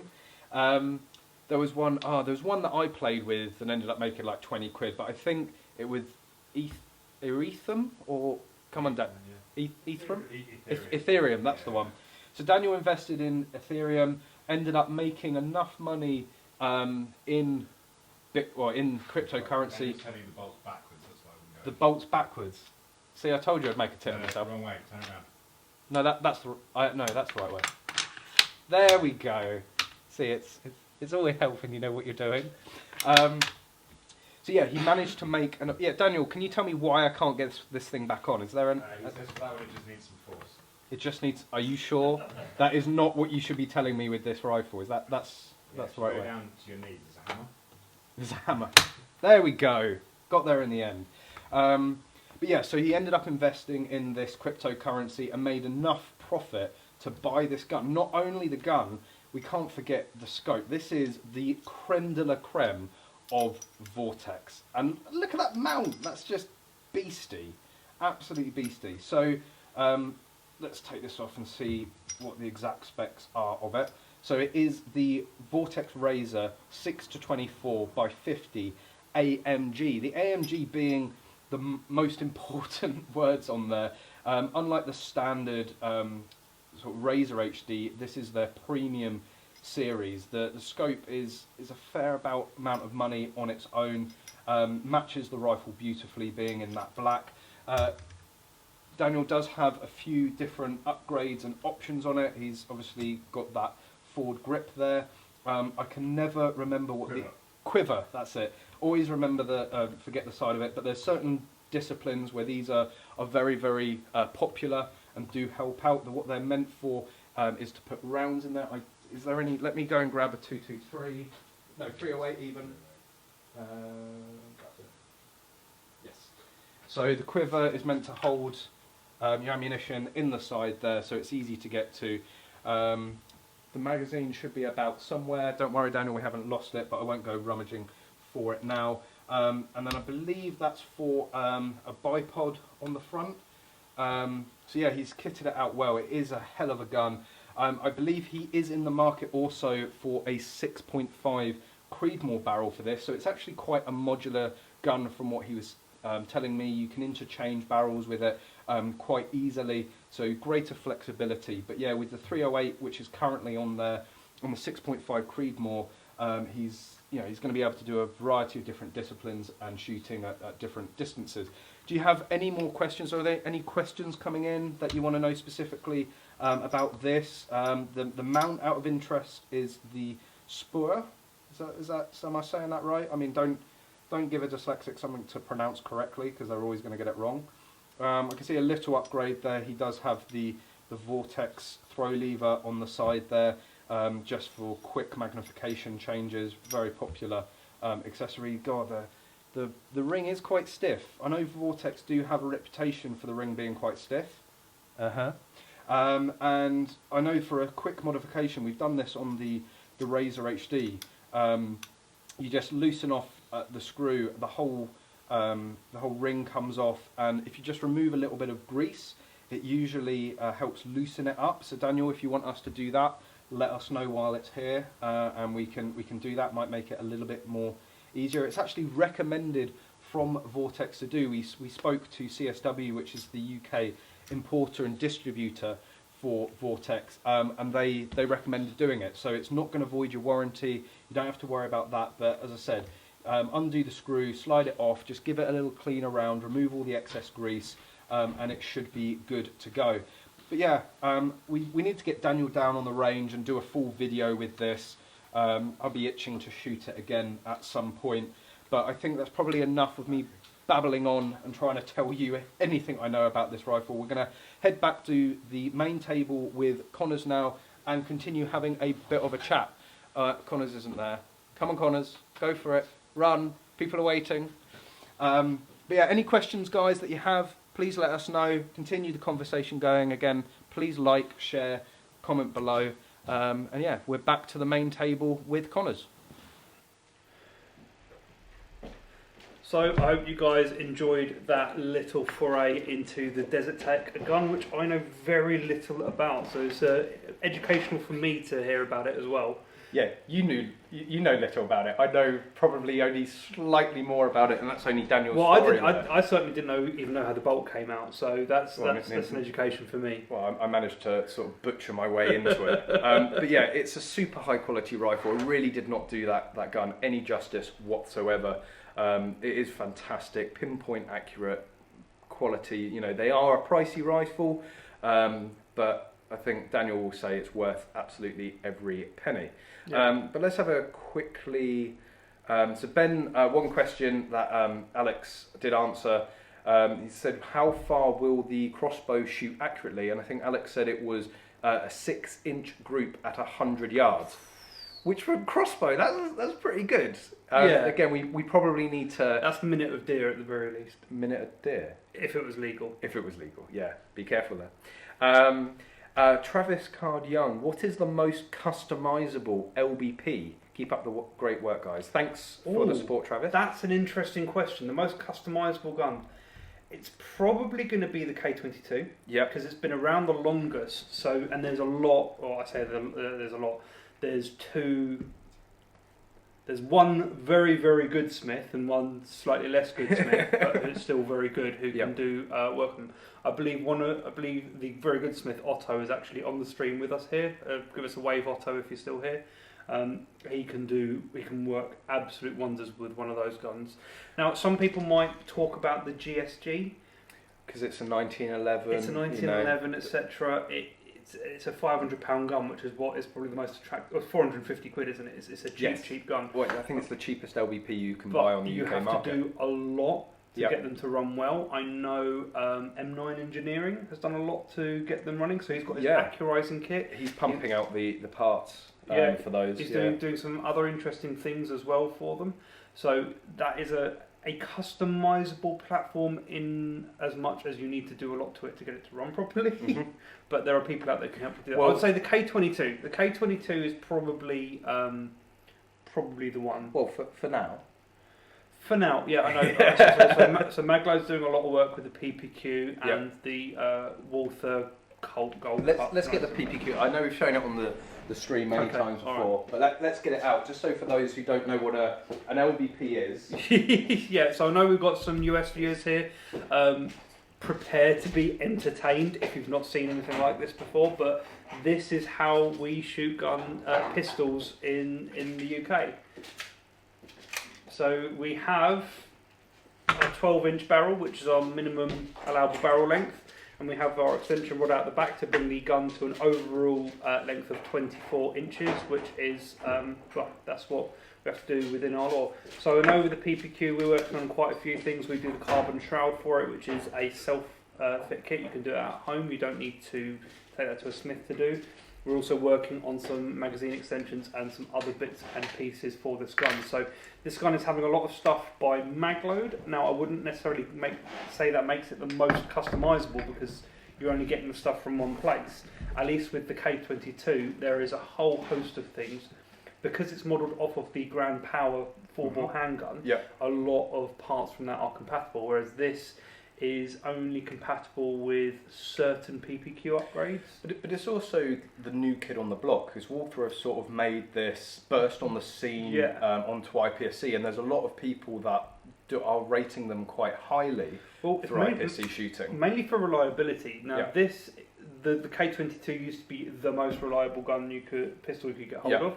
This has now definitely overtaken that. These things just run absolutely flawlessly. Sometimes the K22 would have issues with magazine tuning because you can't tune the magazine feed lips. Well, this is the battle or the challenge that you're having at the moment. With the K22, there was a fair amount of margin to improve reliability. Mm-hmm. But with the PPQ, you can only make it worse. Yeah. So this is the thing. So for those of you who don't know, when Magload does something with regards to a magazine, we offer 100% function guarantee. Yep. Which was easier to do with the K22, and now that still took 2 years to make magazine. And I'm sure many rounds down range. that got expensive. That did get expensive, but Yeah, so trying to make these run 100% it's hard, but we're getting there. We learned a lot doing the K22. Stuart Knight is asking, are the extended barrels rifled? Yeah, these are full-length rifled 2.2 barrels. A lot of guns will cover the barrel with some sort of shroud or a fake silencer, but generally we recommend whip those off straight away. So the CIP Glock 2.2 here. Also, if you want to talk about customizability and accessories, well, this is a Glock. Yeah, like I don't think there is a gun out there that probably has more options, or there's probably more Glocks out there than any other handgun. Do you think that's a fair statement to make? I would say so, because I think a lot of law enforcement and military bought them on contract. Well, the British military went over to the Glock. I know a lot of law enforcement out in America, although funnily enough, the Dutch police seem to use PPQs. Yeah. So something really interesting. So I think we talked about this before. People who shoot 2011s and 1911s hate Glocks and vice versa, and it's mostly to do with grip angle. Now the PPQ doesn't have a Glock grip angle, and it doesn't have a 1911 grip angle. I don't know if you can really tell from there, but when you hold it in your hand, and you certainly when you bring it up to shoot, it's not as point up in the sky as a Glock. And it's not as flat for me as a 2011, which I'm more used to shooting, especially with Action Air and the CZ Shadow. But it's a lot closer to the 1911 side of things than it is to the Glock side of things. It's probably like 80% towards a 1911. Yeah. We know that Alex Florence took the NRA League win with one of these last year, which is where it really made its name, because he beat out all the K22s and everything else he was shooting against. It's quite funny. There was a lot of mud being thrown against the PPQ. You know, like, oh, it's not a competition pistol, and then Alex just wiped the floor with people with it. So I think that myth has now been dispelled. And actually, let's not forget the new kid on the block is the Shield SP01. Well, we did have Amric has said about the Shadow. So Shield have. So I know Otto was making a cadet-based Shadow 2, and he was working with a CZ race gun manufacturer in order to make those. Shield have gone the other way. They've made a new gun from scratch. From what I know, it's all Shadow 2 compatible, but it's not a Shadow 2 in itself, because you cannot export those frames, which is the problem I think Otto came up against. And videos we've seen of these things running, they run well. Yeah. Now, I know that Shield has said they're going to send us a gun for a video review and maybe even a teardown, so we look forward to receiving that, where we'll be able to get hands-on and in-depth with it. Your favourite IPSC gun is the Shadow 2, isn't it? My favourite gun is the Shadow 2. My favourite gun that I have access to is the Shadow 2, because realistically, to have access to a 2011, they're usually custom built, tuned in to like a certain type of ammo. People don't like lending them out as freely as, say, a Shadow 2. Yeah, Shadow 2 is a production gun, and I think that's where having a Shadow 2 LBP is really going to strike a chord with a lot of people. Well, yeah, because the serious pistol shooters in the UK, they tend to use Shadow 2s when they go out into international competitions. And again, we've talked about it many times before. If you can train as closely as you compete, then that's always going to be a good thing. The thing is with the PPQ, so this is the same frame as a 5-inch PPQ. It's the same style of gun as a Q5 match as well. So you can cross-train the Action Air, the LBP, and the full-bore handgun. Same with the ground power. Now, I don't believe the Action Air gun is as readily available, but there is one, and you can cross-train with the LBP and the full-bore handgun. Now, the Shadow 2. Now, the Shadow 2 Action Air gun is very readily available. A lot of people can get hands-on with it, and it's very close to the real to the full-bore version. But bringing in a Shadow 2 LBP brings you that middle cross-training point of the LBP. So I'm looking forward to seeing it in the flesh and getting hands-on with it. And Stuart, hi Stuart, how are you enjoying that 1522? So Stuart Knight was of course the winner of the main prize of the 20,000 subscriber giveaway. Very happy, and there's a video of him coming down and shooting and collecting that rifle if you want to go and check it out. But he's asked, I know somebody I think did ask a minute ago, are the extended barrels rifled? Yes. So this is actually a Gen 1 CIP 2.2, where they ended up. So there is a weld, and a lot of people go, "Oh, they've just welded 2 barrels." No, they haven't. It was actually sleeved, so it is a continuous, uninterrupted, rifled 12-inch barrel on this and all of the others. I know for the Walther, there was a custom barrel made for that, again, continuously rifled throughout the 12-inch. Can actually show you guys the barrel on this. Yeah. We could take it over to the healing bench. But while you're doing that, we're talking about LBPs. This is the OG. This is the Browning butt mark, which actually still has the sort of filing marks where the stock, because this does come in. Alan Westlake was the first person to make an LBP. And there is a really interesting video on Gunroom TV where Canch Pope interviews Alan Westlake for Gunroom TV, and he takes you through the whole history of sort of pistol shooting and LBPs in the UK.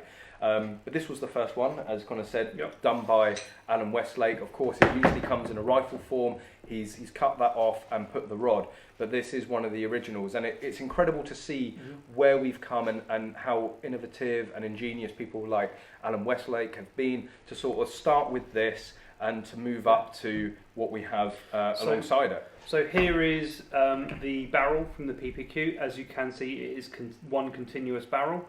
It's made like that from the factory by Walther. So yeah, that's the answer to your question. And all of these guns have continuous 12-inch barrels. They're actually slightly over 12 inches, just to be safe. Just to be safe. Well, funny enough, ironically, the man that made the PPQ LBP happen, Mr. Philip Nicholson, has just joined the chat. So hi, Philip.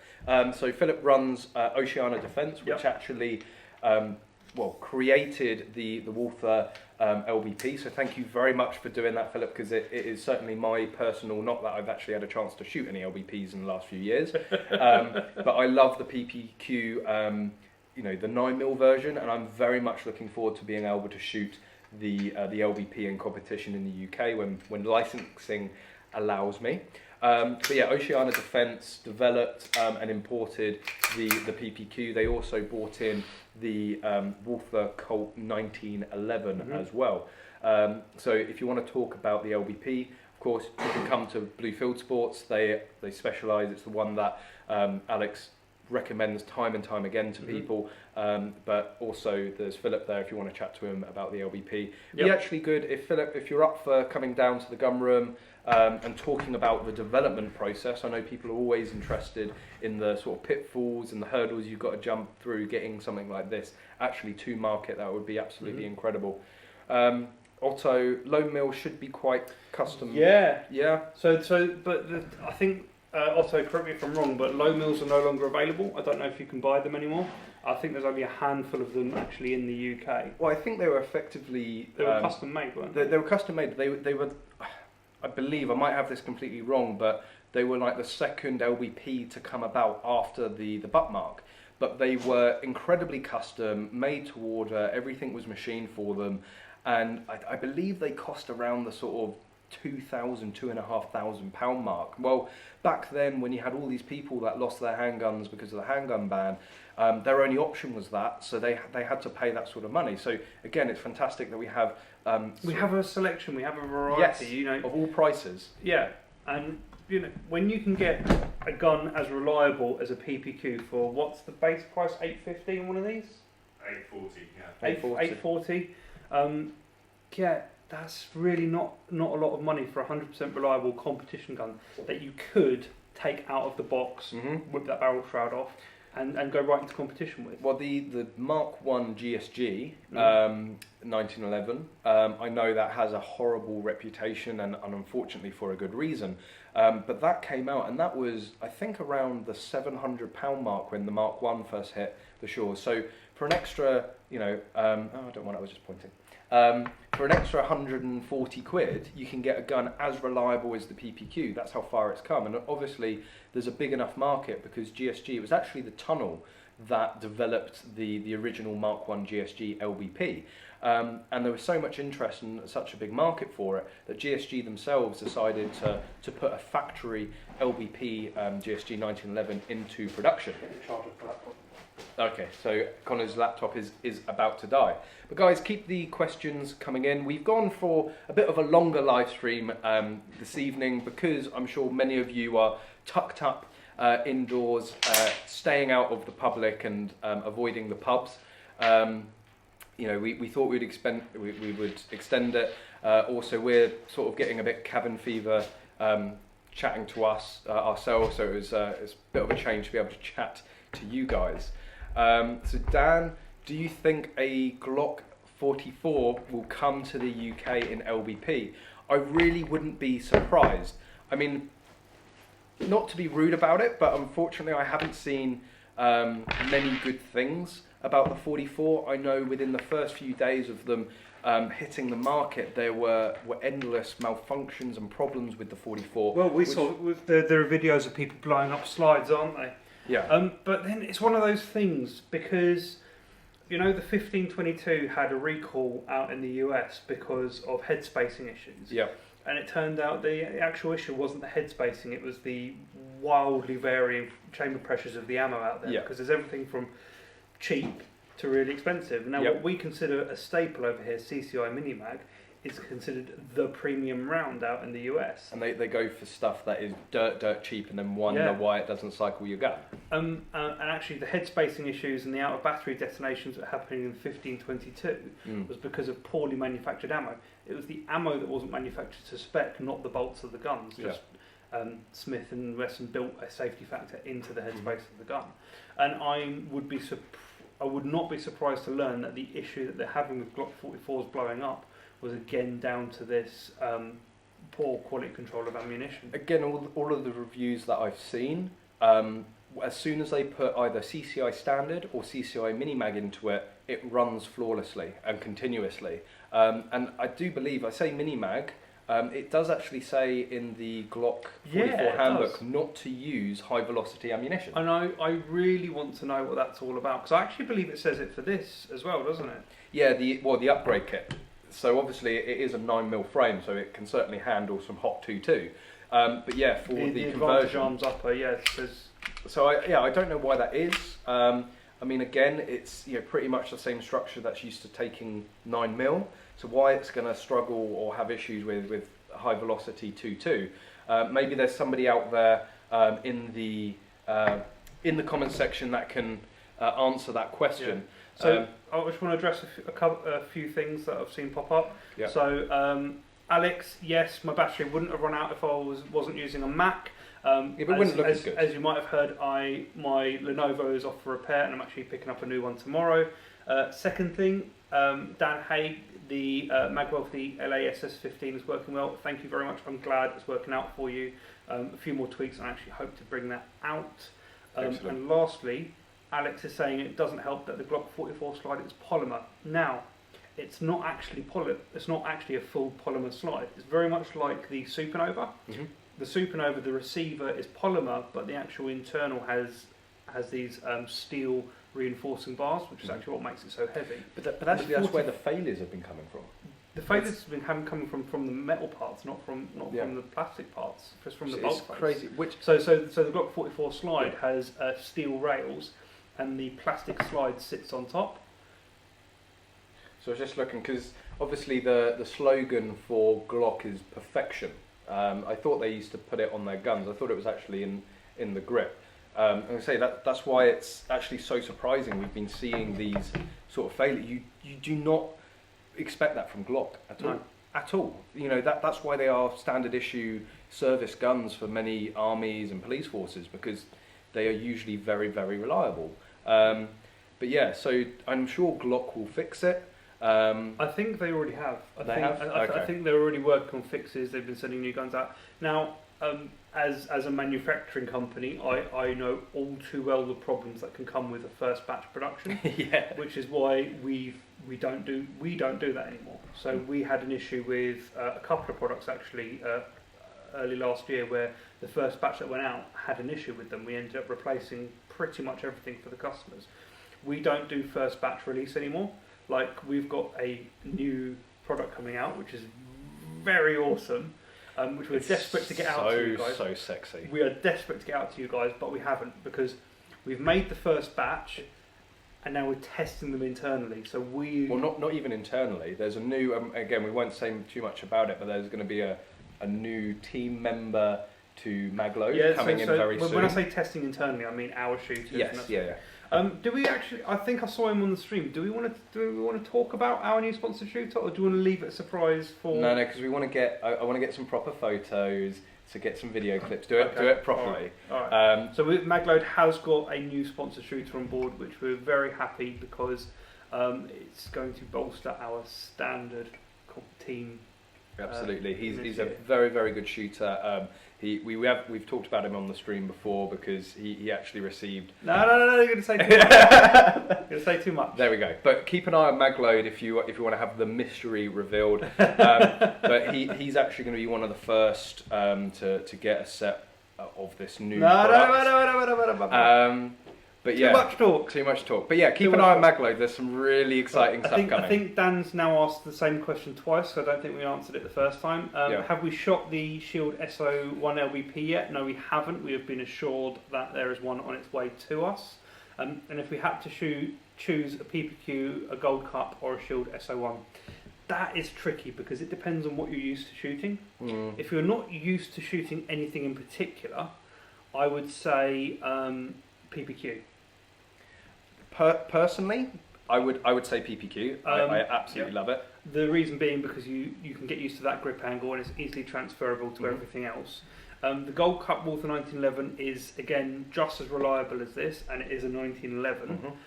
However, personally, I'm not a fan of the way that they've done the extension rod at the back. Okay. I think, but then I haven't shot it all that much. The SO1 is going to be a contender from everything I've seen, but again, reserve judgment until we've shot it. As with anything, we've seen it with things like the UTAS. The first gun comes in, makes its rounds around the country, everyone loves it, it runs flawlessly, and then when the production ones come in, they don't work. Yeah. Now, I'm absolutely not saying that about the SO1, but I'm just saying I will reserve judgment until we can't sit here and recommend something when we've never fired around through it. However, it looks great, and I'm really excited to get my hands on it. But yeah, it's Ben Ducker. Don't worry, we still love you, Ben. We're still. Don't worry, Ben. You don't even shoot standards, so don't what you're worried about. Although Daniel might have let the cat out of the bag. He said, new sponsored shooter, he'd be honoured. Yeah, no, keep thinking. Daniel, we love you, but you're a mid-pack hero. And you're a crap magnet. Well and truly. Yeah. And you don't have a standard gun anymore, Daniel. You don't even have a shotgun. So maybe go and get a decent practical shotgun, not a JM 930. Love you, Daniel. Although again, I know Viking have said they're going to be sending a 940 down to us for review. That is one that we're very interested in seeing. Chase them up on that. I do. Actually. Viking, if you're watching, we want a 940. Well, no, Andy has already said that he will send one to us. We just send it. We just need to chase him up. There's been a few new releases, hasn't there? With I mean, it's all been a bit disjointed because obviously IWA was cancelled. It's the thing is the sort of February is the month to launch things for practical shooting. Yeah. Because it's just before the season kicks off, and it's long enough for people to be able to become accustomed to new equipment before they hit the circuit. Yeah. IWA being cancelled has obviously put a great big damper on all that because a lot of new things would have been announced then.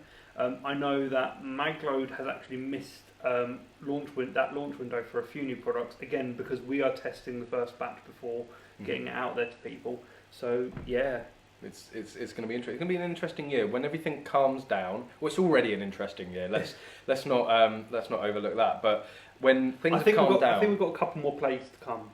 Yes. I haven't seen the locusts yet. Haven't you? They're all over Farah. But yeah, when we start getting these new guns that are very highly anticipated, then we're gonna put them through their paces and hopefully answer all the questions that people have. Yeah. So Eric, you have perhaps asked the most controversial question there is. I don't think you should really discuss it here. Callum did a video on inertia versus gas guns where you talk a bit about the differences between the M2 and the 1301. Certainly, is that a comparison video that we should make? Like a proper, this gun, because they are the two best guns you can get for practical shot.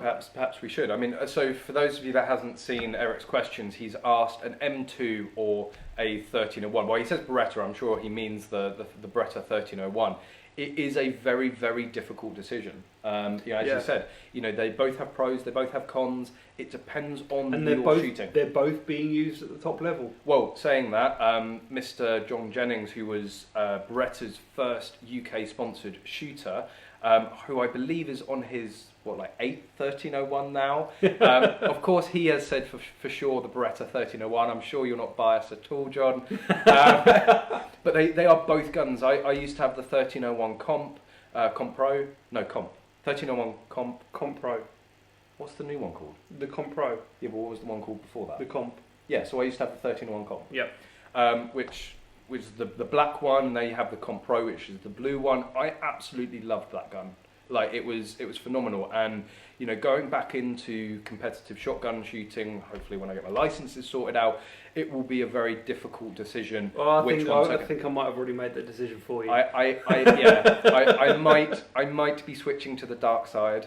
Or the light side, because technically the 1301's the dark side. Yeah, maybe. But they both have their pros and cons. Perhaps that is a video that we need to get made. Unfortunately, we don't have a 1301 in at the moment, do we? We've got 1301 Gen 2 in, and I think we should be able to tell, because we've got the lifter and the button on it. Okay. There's nothing. Okay. Yeah. But you can also talk. So yeah, watch out. Keep an eye on this space. Although saying that, I've been saying I've wanted to reshoot the top 5 standard guns video for a very long time, because it has changed a lot. The playing field for that has completely changed. It's been turning upside down in terms of the new guns that are available. So perhaps we'll do a specific M2 versus 1301 video, and I will redo the top 5 this standard thing video. is I don't think it'd be M2 versus 1301, because it's very hard to do that. This is the M2, this is the 1301, because comparing them against each other, they both. It's like saying Mercedes or Audi. No, because they have opposites. They have opposites. Like, one has a kick-off stock, one has a Comfortech stock. Yep. And they both work completely differently.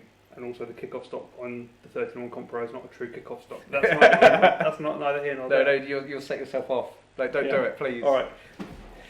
But yeah, as you say, it's a very difficult. The best advice is to go and shoot them both. I know it's incredibly hard to be able to do that because of the way our laws work with Section 1 shotguns. You can't get hold of a Section 1 1301 Comp Pro, but I believe there are Section 2 1301 Comp Pro. I believe there are Section 2 1301 Comps. Yep. But certainly the Beretta Extrema A400 is virtually identical to the 1301 Comp Pro. And it's a Section 2 gun. Yeah. So you could borrow one of those and try that. Go and get hands on with them. Even if it's just in a shop, come down. If you're close to Blue Fieldsports, you'd be more than welcome to come down here. And as long as you don't have coronavirus, you will be scanned at the gate. And sprayed with alcohol on your way in. And sprayed, as I keep getting done every morning. He's actually got the bottle over there. I'm probably going to get sprayed on the way out tonight. Yeah. I've already been sprayed once tonight. But yeah, Eric. Like, get a feel of them. What I've found just holding them is that the Beretta does always feels like the better gun. But then the M2, it's just so much more manoeuvrable. Like, you sort of flick it for a weak hand, you get up, like I'm faster handling it. So the M2 is much lighter and much more centrally balanced. 1301 is much more of a front heavy balance, and that's generally something that's a preference rather than like a pro or a con. Yeah. One thing I will say is that, having worked on both of them extensively, the 1301 is a much higher quality gun, by leaps and bounds. However, the M2 is a much simpler and potentially more reliable. I say that with bated breath because I know we have like John Jennings watching here, but certainly requires less care to keep it running as reliably. However, then you get the thing about its shoulder sensitivity. Yep. M2 has to be shouldered properly for it to even function, whereas a gas gun, you can just pull the trigger and it will cycle. But yeah, if you want to know about, obviously that is one of the main differences, is the gas versus inertia. And as Connor said, I have done a video which is gas versus inertia guns. Now I do base that on I believe I used the Beretta 13-in-1 Comp Pro and a Stoga M3K. They're sort of not; those two aren't really comparable. I know someone asked the question actually of a 13-in-1 Comp Pro versus M2 in a group recently. I don't remember what it was, but I gave like a really comprehensive response to it. Oh no! Someone posted that video, and you commented on you gave like a synopsis of the video. So yeah. But yeah, when Callum made that video, he did have me behind the camera whispering to him, so it is like a collective wisdom on that video. Which is probably why English shooting videos have improved so much, because I actually have someone that knows what they're talking about, rather than me just trying to fumble my way through it. But yeah, Richard, we did say the M2 is available as Section 2. We know a few shooters that don't have an FAC and they're shooting a Section 2 and they're going to upgrade that to a Section 1 when available. So Dan Hay is asking, so I'm just going to skip to the end of his comment there. Yeah. Has anyone managed to import a Taran Tactical M2 into the UK? Is it possible legal? Yes, it's possible. They're a little bit too precious. Yes, it's possible. Yes, it's legal. And yes, I know of 2 people who have imported them into the UK. Josh Kenny obviously is sponsored. Ollie Bloomfield probably did something illegal to get it here, but he's got one. So yeah, potentially. Is Canches not? Canches isn't a Taran Tactical. For legal reasons, the accusations are potential. You've got to put potentially, or suspected, or... No, not suspected, just potentially. And Ollie, we're only joking. Oh no, I know Ollie. He's a shady character. I did see someone. Aaron, so yes, you can get one into the UK. Be prepared to spend a lot of money on it. But if it's what you want, now I know, like I know a lot of people would say to you, "I'll just get an M2 and mod it." I know why you would want a Taran gun, and also Dan, I know what sort of guns you like, so I can completely understand where you're coming from. Yes, it's possible. Just find an RFD with import and access to the gun, import licenses and access to the gun. Well, and be able to get hold Blue Fieldsports would be able to import a Taran Tactical M2 if someone really wanted. Yeah, it costs you.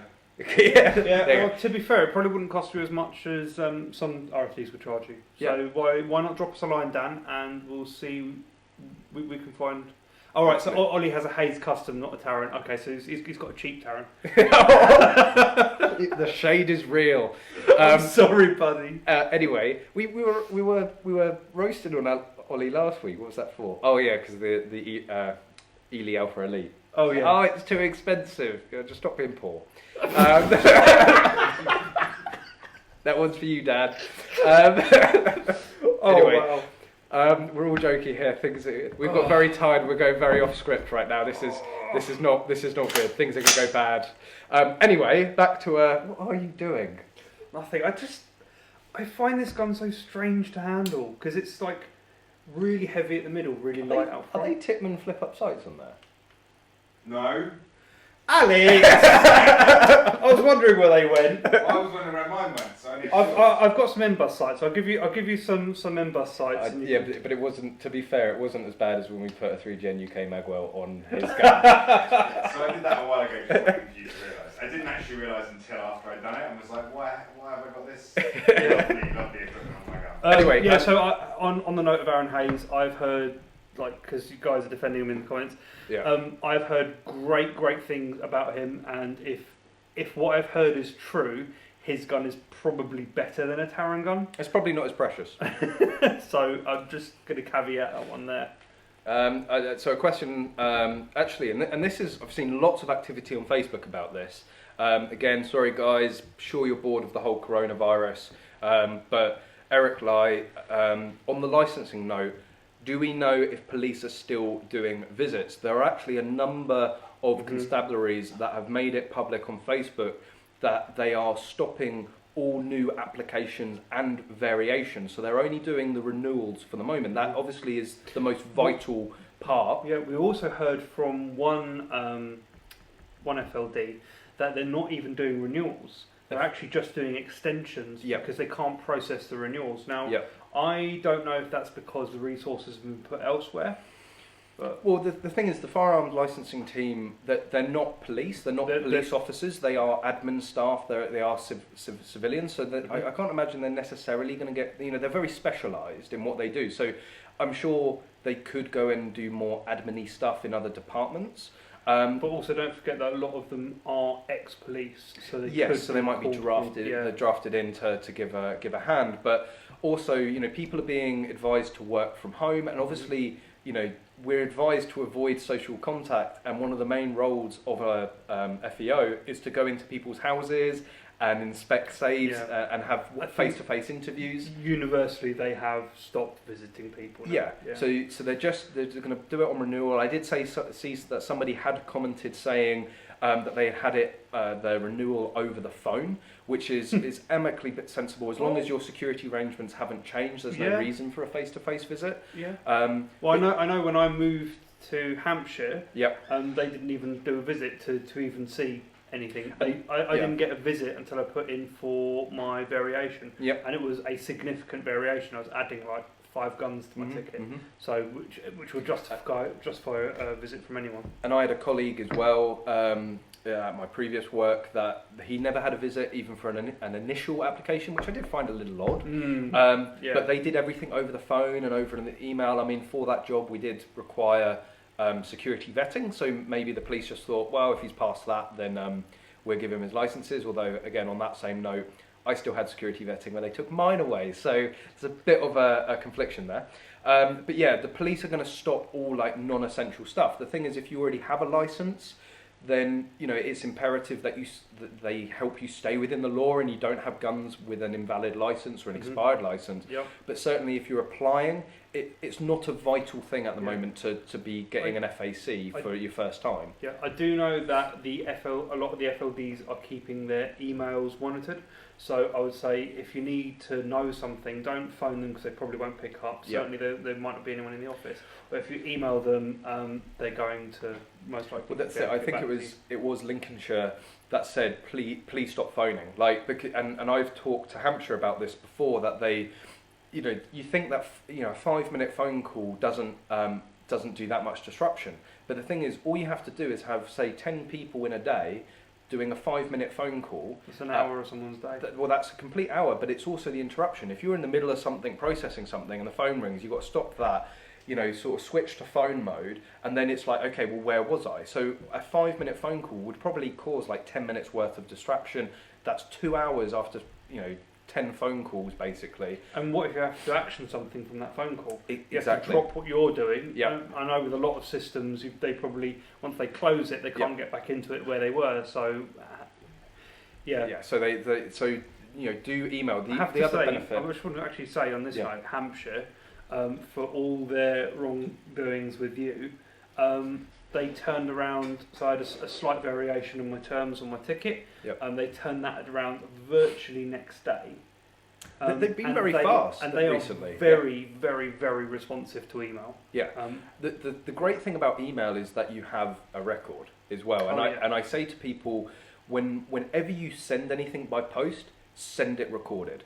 Like, because then you have a record, you have a paper trail. And also, if you're communicating to your firearms licensing department and it's all through email, you have a record of it. So if there are any issues, if there are any future concerns that maybe conflict about what has said through email, you always have the email there to back it up and confirm what was said. It can be difficult sometimes to actually get an FEO to put something in writing, because then it's they are on the hook for it. Yeah, they're going to not commit themselves to something until they've checked it, which is perfectly understandable. Yeah, and unfortunately, because of the way our laws work and the grey areas, sometimes it's very hard for them to give a definitive answer. But yeah, I would always rate using emails. You then have a paper trail of it. But yeah, unfortunately, things just across the gun industry are going to slow down. Things like licensing applications, we're probably going to have supply issues. I know that Daniel Valmont of Valmont Firearms put out a post today saying that all international orders have been stopped. Probably something that we need to look into for magload and shipping and stuff like that. But as far as we know, there is currently no interruption to the international orders. Magload is still shipping. Blue Fieldsports is still shipping orders. So if you order anything on the sites, you should still get it. I mean, it was only last night that we were shipping stuff out. I did know that Black Rifle tomorrow is, I think it's tomorrow. Yeah, tomorrow is their last day of trading, and then they're closing the doors to customers. Okay. Now they're going to continue trading online. Yep. So they're going to continue with that sort of thing, but they're going to be not customer facing during the the pandemic. Yes, yeah. So I mean that's very sensible, and I mean the majority, obviously, with Alex and Blue Fieldsports, it is a face-to-face business for sort of 99% of it. But there is a website. There's a host of ammunition that can be bought via the website. Well, No, you can look at what's there. You can order it through the phone. And anything can be shipped to RFD, so you don't necessarily have to come here. It can be sent to another RFD, and the majority of business for Magload is online, so that's still this is a great time to practice your dry drills. As you said at the beginning of the stream, this is the time to practice those perishable skills like time to first shot and mount and all that kind of stuff. But if you're stuck at home and you already have a loader and you don't have any dummy carts, there's dummy carts on Magload. Connors still needs to pay rent, so but yeah, so the businesses are still trying to, firearms business, gun businesses are still trying to do everything they can to keep running. I think a lot of them are doing a really good job at keeping their heads above water at the moment. Oh yeah. Absolutely. I mean, funny enough, there's a pub. Steve might actually be watching tonight. So there's a pub in Fareham called the West Street Ale House. I would highly recommend, if you're ever in Fareham or you're in the area, go and check it down. It's a sort of a micro pub, loads and loads of really, really tasty beers there. There's some really interesting flavours down there. There is. And not just the floor. No. I'm not a big drinker. Like, I drink, but I'm not a big drinker. But I have to say, I could spend a lot of time in that pub. Yes, really, really nice. If you're in Fareham, of all places, there's definitely somewhere to visit if you're out in the evening. I keep on trying to get Steve to come to the gunroom, because he's actually an ex-gamekeeper and actually was a fan of the channel before I first went there. So we always talk about guns and stuff like that. And one of the other barman, Reese, I was only there picking up some takeaway the other night, and we were talking about guns while I was there. But yeah, they've adapted. So they've, they're a micro pub, but they've started doing deliveries. So if you're self-employed, if you're a small business owner, you really have to adapt to these times. People generally still want to buy stuff. We've noticed a slowdown with orders, but people are still ordering because people still need stuff. Certainly, if you're going to be confined to your house for the next 3 months.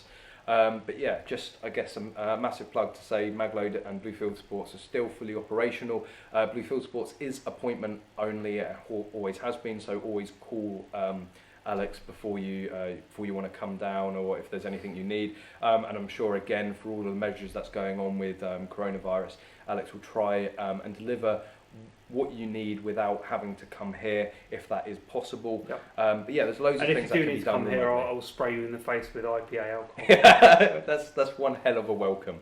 But yeah, guys, it looks like your comments have dried up. I'm very sorry that we've bored you so much. But yeah, again, before we go, we're hitting the 2-hour mark now, so we're just about to wrap it up. We've got a few minutes, so if you do have any last minute questions, fire them away now. But before you do, please, again, make sure that you've liked this post, this video, this stream.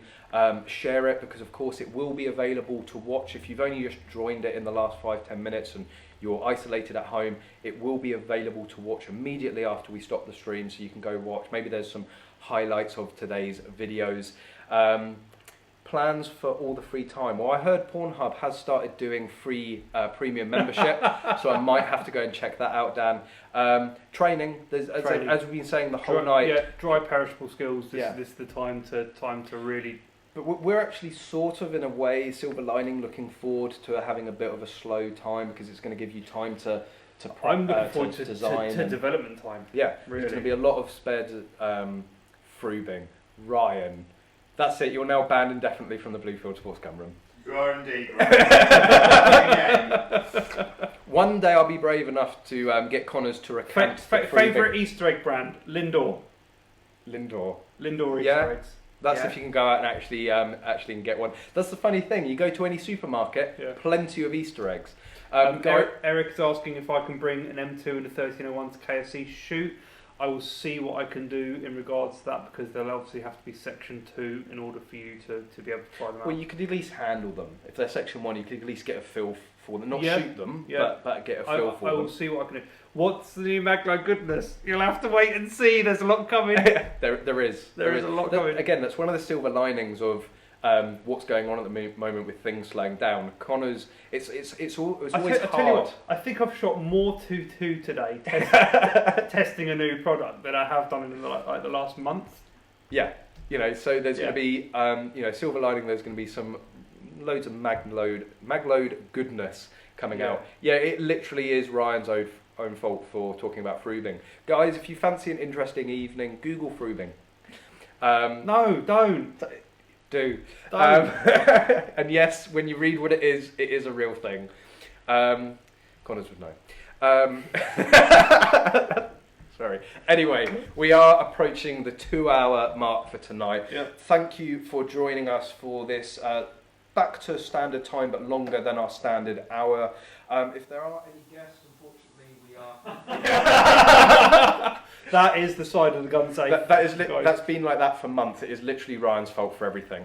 But yeah, so we're looking forward to continuing these live streams. We're going to do them as long as we permit. Worst case, it will be me back in my bedroom, proper old school. Maybe Connors can break his isolation, join me there. But we are going to continue doing these weekly. They may even get a little bit longer because we're going to have a lot of free time on our hands, but probably no guests for the foreseeable future, just to, you know, we spend enough time close enough together, so we're pretty much, whatever I have, he's going to get, whatever he's got, I'm going to get, and that's beside all the STDs. No tongue. Oh yeah, I know, it's been a while. But there we go, guys. It's getting a bit off topic again. Right, yeah, no, it has come to the end of the stream, so Yeah. thank you very much for sticking with us, guys, and Yeah. as always, We hope to see you soon.